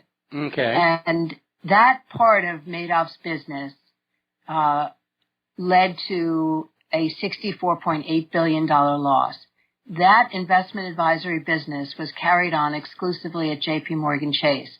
The legitimate activities of Madoff were carried on at Bank of New York. So J.P. Morgan Chase saw only the investment advisory business. And in the early 1990s, Bankers Trust threw Madoff out because they felt that he was doing illegal activities in his investment advisory account. And he walked across the street to what was then Chemical Bank, which became J.P. Morgan Chase, and he opened up an account and started doing the same kinds of illegal transactions. And unlike Bankers Trust, J.P. Morgan Chase didn't close his account down. They simply figured out how they could make money on what he was doing. They saw that money was coming in. They knew that his business was investing money for customers. They saw that he never purchased securities for those customers. They saw that he made massive transfers of money to a few of his co-conspirators. And they also saw whose money was being stolen because they could see the checks coming in. It was the upstate New York Plumbers Pension Fund. It was various universities. It was people's IRA accounts. So they had a glass-bottom boat view of the fraud, and they were the beneficiaries of it because Madoff kept, just during the period from 2003 to 2007, Madoff kept on deposit at J.P. Morgan Chase $3 to $6 billion. Now, if you're an investment advisor and your job is to take money from customers and invest it in the stock market, why would you leave it at J.P. Morgan Chase as a bribe for the bank to keep you open? Yeah, because J.P. Morgan could use that volume of cash for, well, first of all, maintaining their cash reserves requirement, and yeah, I can see why J.P. Morgan would just sort of look the other way and go along with that, especially with some of the other stuff that's come out about J.P. Morgan. Well, just look at this. Jamie Dimon joined J.P. Morgan Chase in the summer of 2004, and you got to believe that somebody said to him, hey, you know, we've got a customer in the New York office who leaves on deposit $3 to $6 billion. And what was the first thing that Jamie Dimon did when he came to J.P. Morgan Chase? He set up the chief investment office in London and had Ina Drew hire very aggressive young traders who would be compensated based upon the money they made. And they were speculating. They were doing proprietary trading with depositors' money. Which was something that had originally been banned under the Glass-Steagall Act, but that was repealed, I think, in 1999. Yes, we can thank Governor Clinton, President Clinton for that. Yes. So, okay, so we've got Bernie Madoff is running this obvious Ponzi scheme. J.P. Morgan is profiting from it and looking the other way.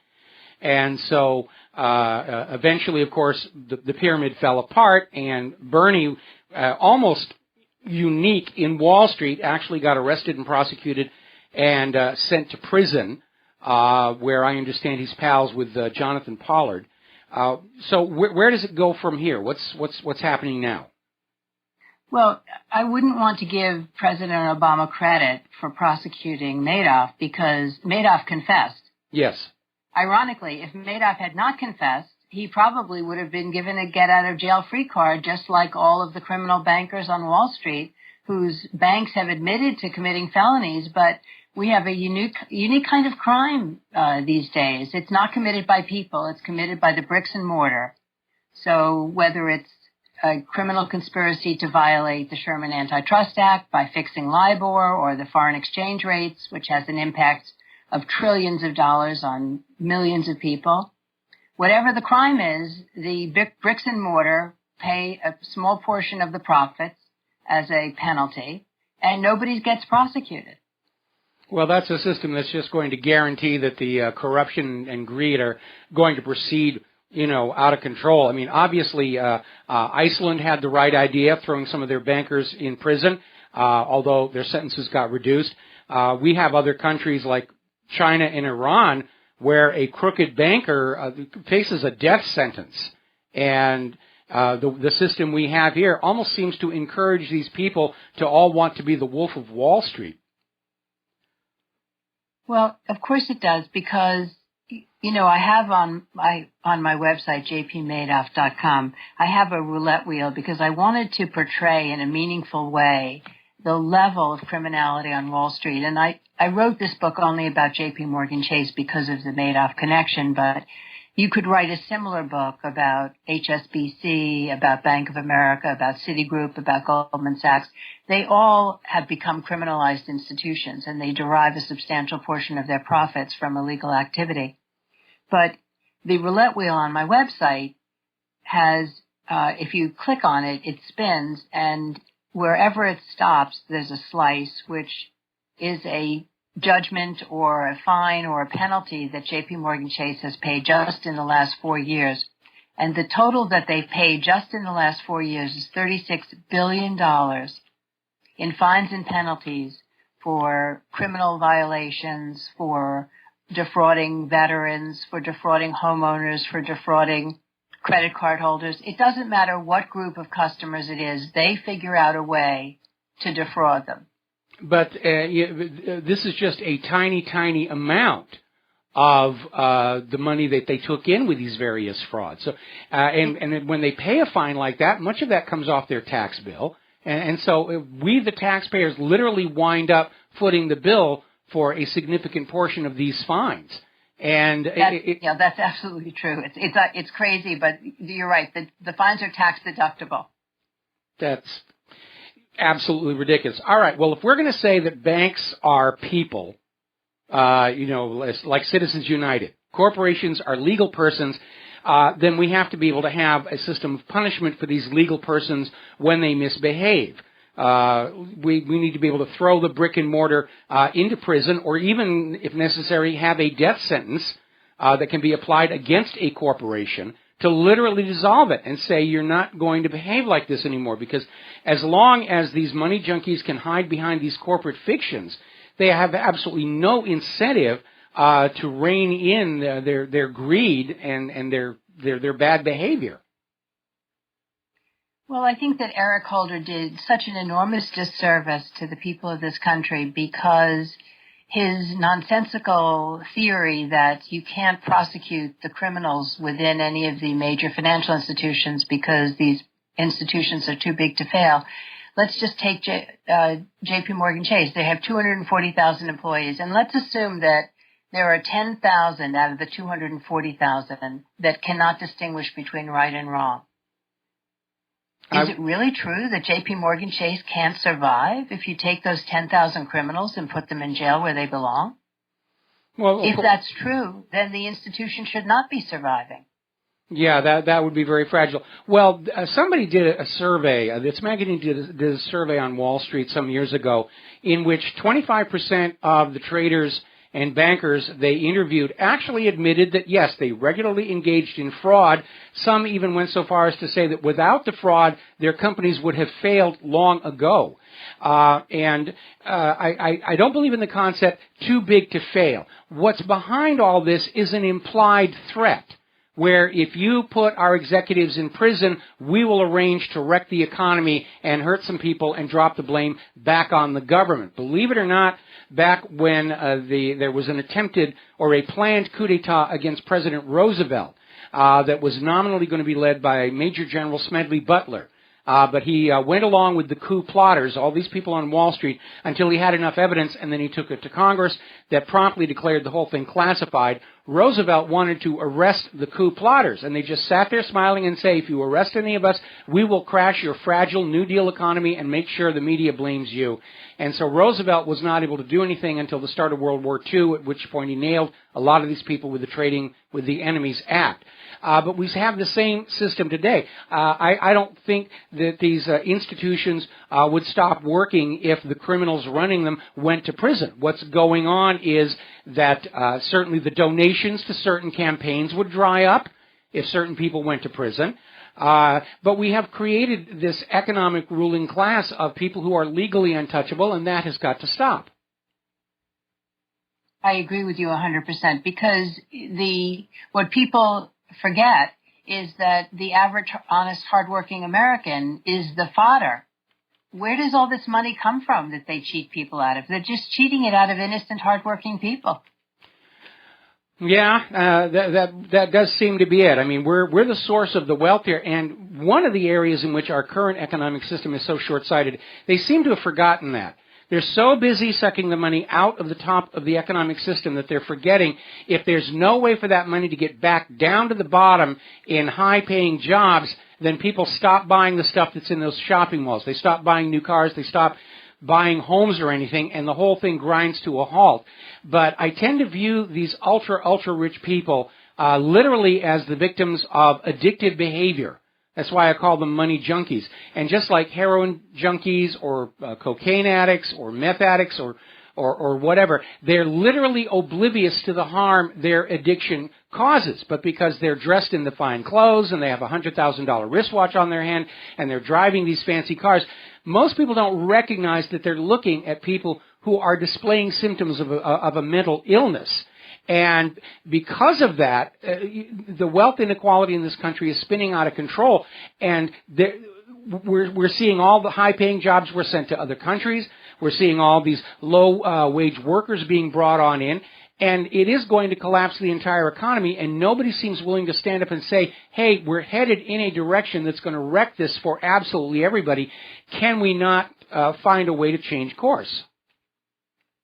Because people are groveling for money to such an extent that their only concern is to grab more money for themselves. It's a desperate era that we're living in. We are in a desperate era. It's not just grabbing money for themselves. It's grabbing money to pay, to their creditors. And we're seeing more and more companies are so desperately in debt.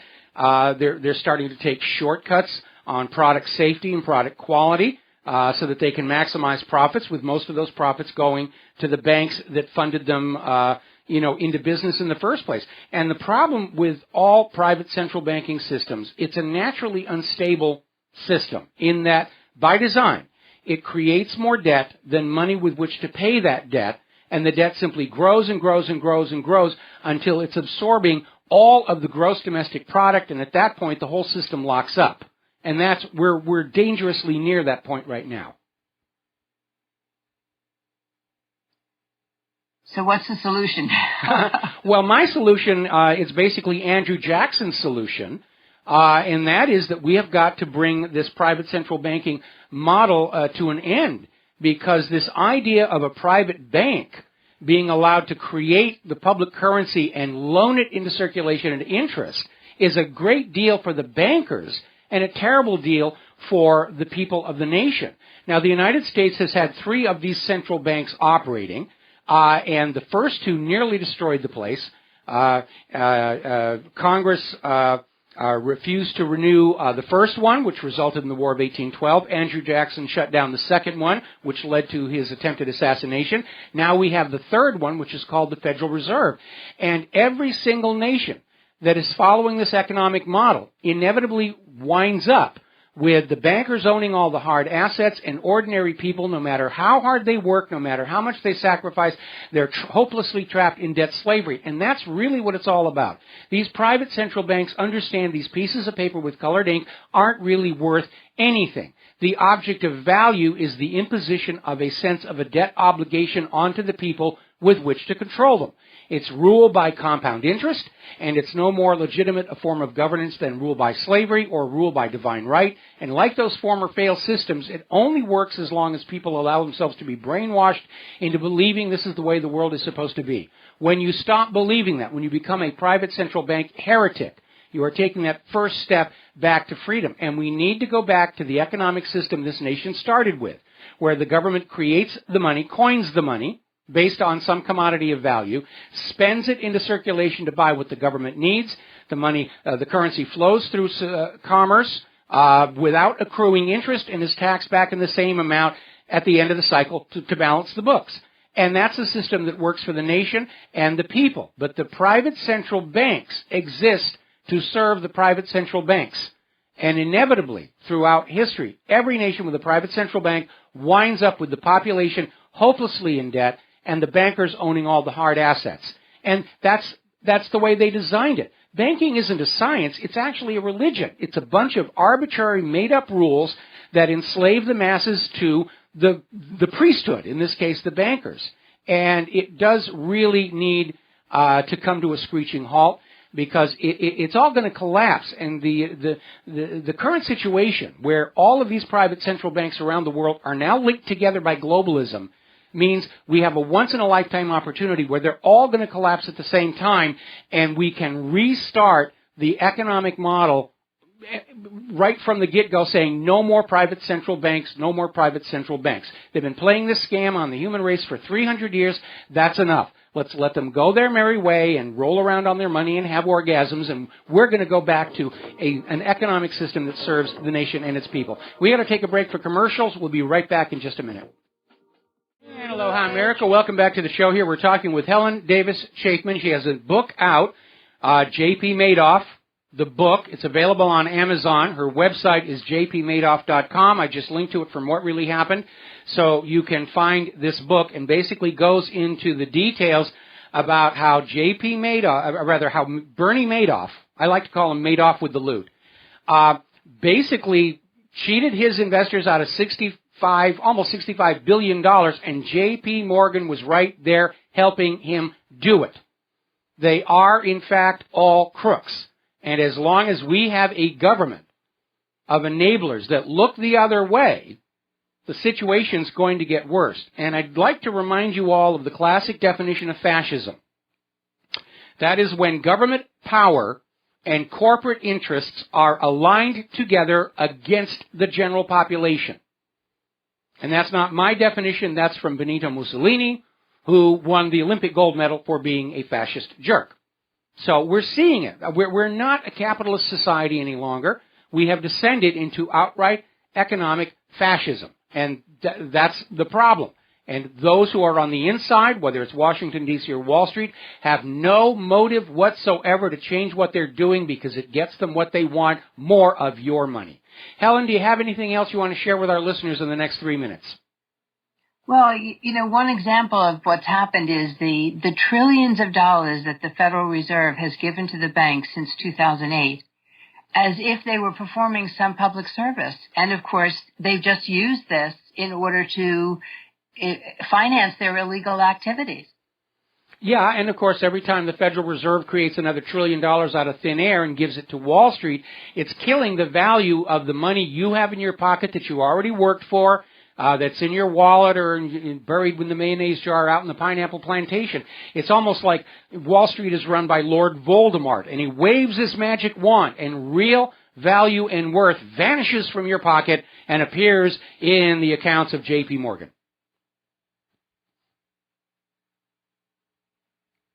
Well, I think it's time for the American people to stand up and be heard on this. Absolutely, I would agree with you. And again, knowing how fragile the economy is, hearing all this talk about how banks are being given the legal authority to drop their losses onto savings account holders, they're being given legal authority to go into safety deposit boxes and grab valuables if they hit some kind of a cash crisis.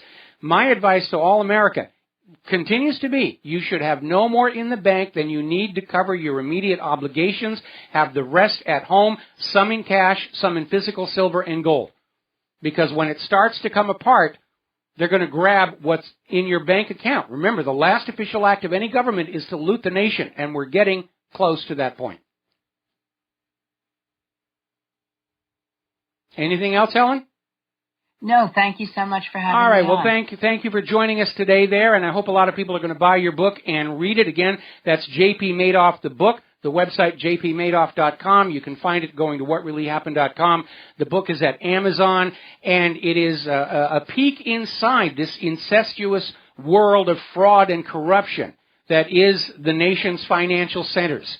And they do not exist to serve the nation and the people. They're just out for themselves, and as long as they pay the appropriate percentages to the government, they're going to be allowed to continue their predatory behavior. And mind you, I am not anti-rich. There are rich people I admire, like James Cameron, who earn their money the old-fashioned way. I'm talking about these gamesters who rig the system to just pour wealth into their pocket, and they return nothing of substantive value to the society that they're preying on. And we're starting to see all these movies come on out. Remember, Inside Job won the Oscar for Best Documentary. The Wolf of Wall Street was based on a true story. We're seeing more and more of these films come out that are really showing the world what these Wall Street guys really are like. And it's not a pleasant vision when you understand that the U.S. federal government allows them to behave this way, has literally made their predations on the public the letter of the law. And they continue to change the laws to give all the advantages to the banks and take freedoms and rights away from you. All right, we got to take a break for commercials. We got another caller waiting on the line. We'll be right back after these few words. Aloha, America. Welcome back to our show here. We're going to grab a phone call. Anthony in Canada. Aloha. Welcome to the show. What's on your mind today?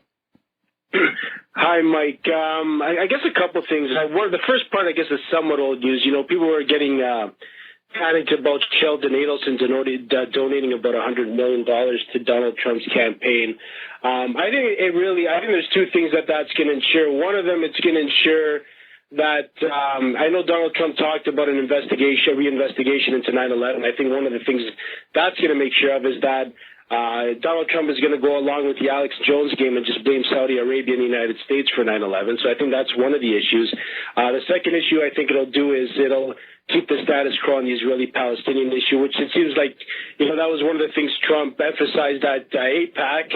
Yeah, we know that Trump's AIPAC speech was written by Ron Dermer, who was an Israeli. Okay, Anthony, are you here to bash Donald Trump because you're supporting Hillary Clinton? No, come on, I'm not supporting Hillary Clinton. Well, then why aren't you talking about her? I was going to get to her. All right, let's get to her. Let's get to Hillary Clinton. Okay. One of the things I was saying is it's bothering me that Hillary Clinton is dropping so fast. I was hoping that she would at least stay ahead until the convention so that Donald Trump... So you are supporting Hillary Clinton? What? No, because the thing is she's dropping too fast, which means they might dump her before the convention. Good. I want her to debate Donald Trump. Good. I want Donald Trump to debate her and kill her. That's what I want. Yeah, all right. Well, listen, thank you very much for the phone call. We're going to let you go here. Because there's a disconnect in what you're saying here. All these people, constant play. You can't possibly want Donald Trump. You don't really care about Donald Trump. If the November election comes down to Hillary Clinton and Godzilla, the lizard gets my vote. Just so that we're clear on where we're coming from. Now, Judge Napolitano has caught something in the transcript of the deposition of Cheryl Mills. Now, it's 160 pages, most of which are objections raised by the Justice Department lawyers, who are clearly not on the side of justice. And Cheryl Mills constantly saying, I don't remember, I can't remember, I worked for the government, my brain is mush, so forth and so on. But, interestingly enough, from the transcript, Cheryl Mills admitted the State Department did not have access to Hillary Clinton's private email server. And as Judge Napolitano has pointed out, that right there is a major, major problem. Because the State Department is supposed to be keeping copies of all official communications to make them available to Freedom of Information Act requests. And they didn't have it. Remember, it was the failure to produce documents for Judicial Watch's Freedom of Information Act request that led to the discovery of the private email server in the first place. And basically what Cheryl Mills has acknowledged today, there was a conspiracy, and that is the correct word to apply, between Hillary Clinton, Cheryl Mills, and Brian Pagliano to frustrate the operation of the State Department with regard to Freedom of Information Act requests. That's a big, big problem. Now, tomorrow, Brian Pagliani is being deposed by Judicial Watch. And his lawyers have already notified the court that they shouldn't bother making an audio or video recording because Brian Pagliano is going to invoke the Fifth Amendment and refuse to testify about anything whatsoever. Now, there's a couple of problems with that. This is not a criminal proceeding. This is a civil case. Brian can't self-incriminate himself. He's not the one on trial. And again, everybody is thinking like a lawyer and forgetting politics is perception. And when Brian Pagliano gets up there and goes Fifth Amendment, Fifth Amendment, Fifth Amendment, Fifth Amendment, it's going to be a flashing neon sign to the American people. There is something horrible being covered up about this private email server.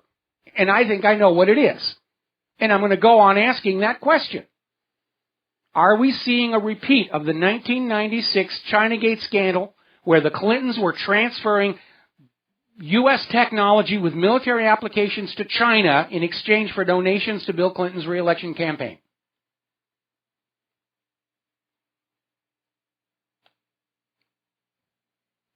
It may keep Hillary out of trouble with Judicial Watch's civil suit, but it's certainly not going to look very good to the American voters. And according to the most recent polls, half of all Americans think her server was illegal. You start getting Fifth Amendment, it's going to look even worse.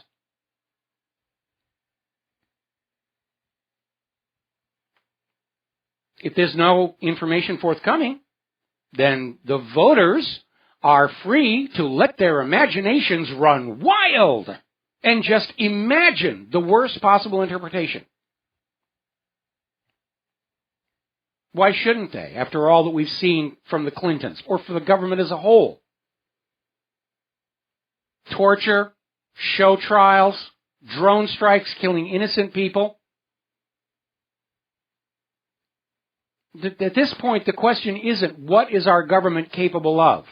The real question is, what is our government not capable of? And that's an important, important question. So you've got Cheryl Mills claiming she's got a bad memory. The Department of Injustice lawyers screaming objection, objection, objection. And now you're going to have Brian Pagliano take the Fifth Amendment in a civil litigation?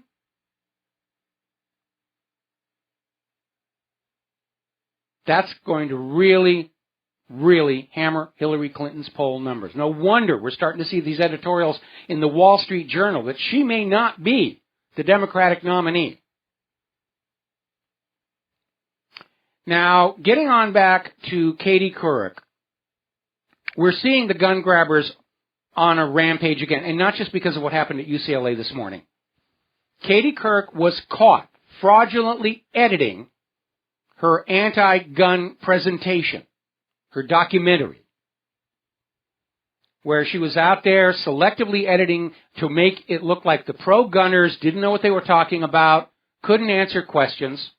A review of the unedited audio showed that these pro-gunners knew the Second Amendment, knew the letter of the law, had answers. Katie edited it to make them look bad. Now, initially she was out there saying that she stands by her producer's statement that the intention of the edits were done to provide a pause for the viewer. Okay? Couric has now thrown her producer under the bus and said, yeah, we were engaging in deceptive journalism, and she's sorry. She apologizes. She promised she won't ever do it again until the next time. So let's talk a little bit about human-caused global warming. I don't know about where you are. Here on the island of Oahu, this is the coldest start to June we can remember. It doesn't even feel like summer. It almost feels like we're getting into autumn already. It was warmer last month, and all of a sudden we've got this cooling trend. It's just weird out there. Yesterday we were reporting on how the latest spin to explain why the polar ice caps are in fact still growing is there's old, cold water hiding in the bottom of the ocean. Remember a year ago they said the global warming heat was hiding in the bottom of the ocean. I think they make up this propaganda with a dartboard. Let's see, the world isn't warming because cold water in the bottom of the ocean. Here's the latest one. You're not going to believe this. You see this stuff coming on out, and you just want to take the palm of your hand and slap your forehead. Actually, what I want to do is go to the people who come up with this stuff and slap them several times, upside of the head, with a large stick. I am not kidding you. This came out in corporate media today. Global warming will make Stonehenge tip over. That's the latest one. If you don't pay carbon taxes and lower your living standard to that of a third world nation, Stonehenge is going to fall over.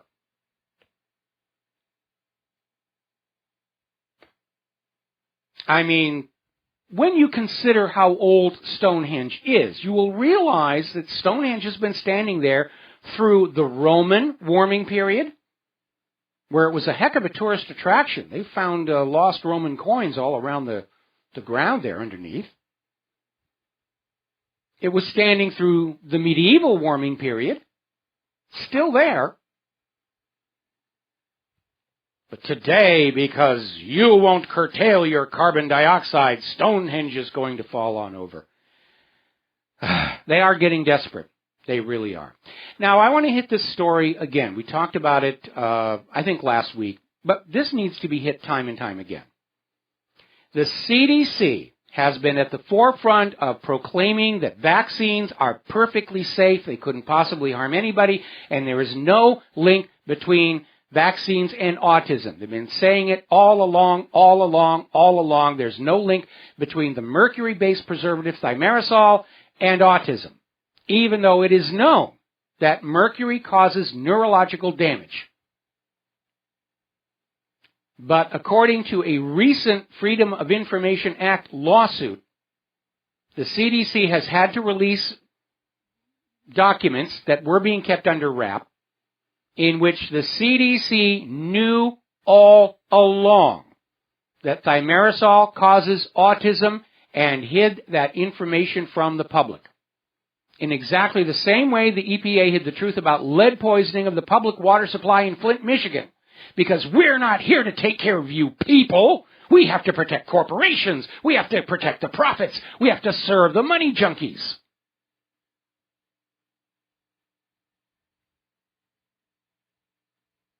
Now, interestingly enough, over at Snopes.com presents itself as the arbiter of truth and fiction on the Internet. I've had my doubts about them for a long time.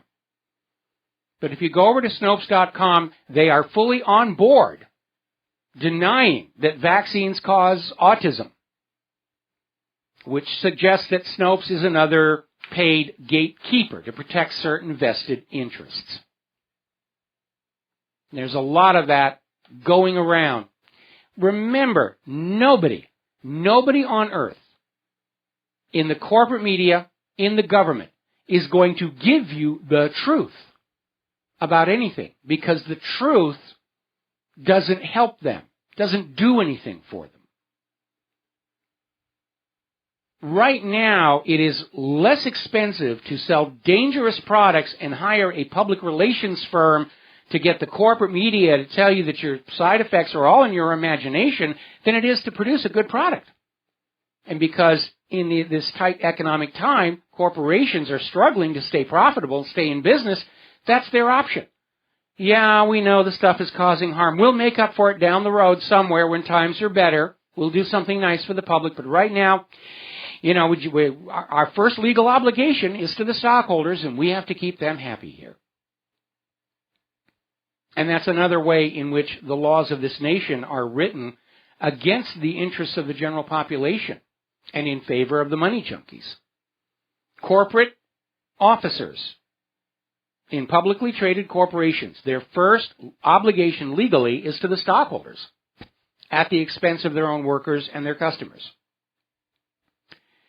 Now, apparently, over at the Diocese of St. Cloud, they're now acknowledging they had 74 claims of sexual abuse of minors.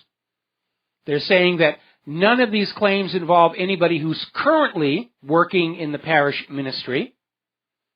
But apparently there was this 3-year window that lifted the statute of limitations on allegations, and it closed last week. And a statement from the diocese names 31 clergy members who served in the St. Cloud district. And they're now saying their staff is working with attorneys to identify insurance coverage that could be directed to resolution of the claims.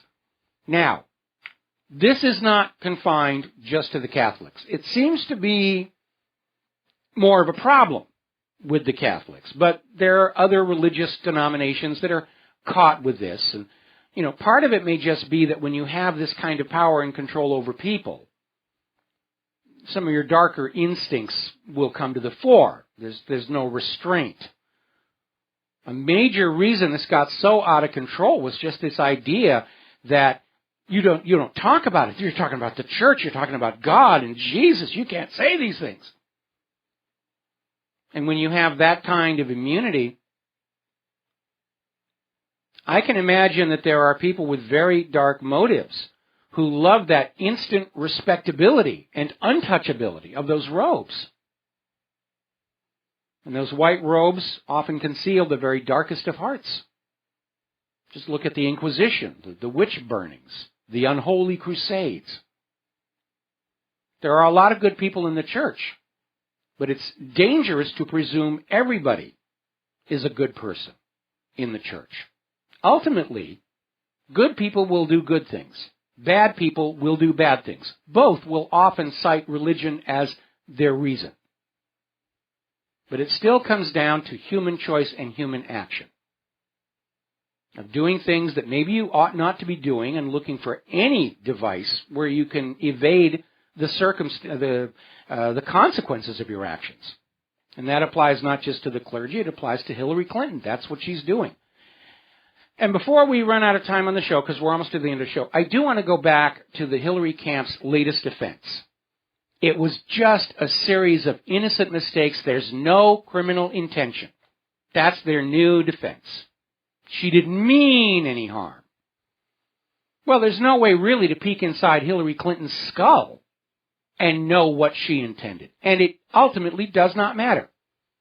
Title 18 makes it clear that accidental, inadvertent, negligent exposure of the nation's secrets is a violation. And we know because of that email from Hillary to Jacob Sullivan that it was intentional. She gave the order to strip the classification headings from a classified document and sent by non-secure means. That's a felony right there. That's the smoking gun. But even if you accept the Hillaryites' claim that it's just an innocent mistake, again, as I said, if you're not paying attention, you run a red light, you kill a pedestrian on the crosswalk, you didn't intend to kill that person, but you will still be going to jail. But hey, Hillary, look at the bright side. You know, Nelson Mandela had to sit in jail for 27 years before he became president, so you're on your way. We'll be back after these few words. And aloha, America. Welcome back to our show, last segment of our program. And a quick little program now. Tomorrow, Thursday, the lovely Lady Claire will be joining us in our third hour because, as I mentioned earlier, the Friday program is going to be a best of.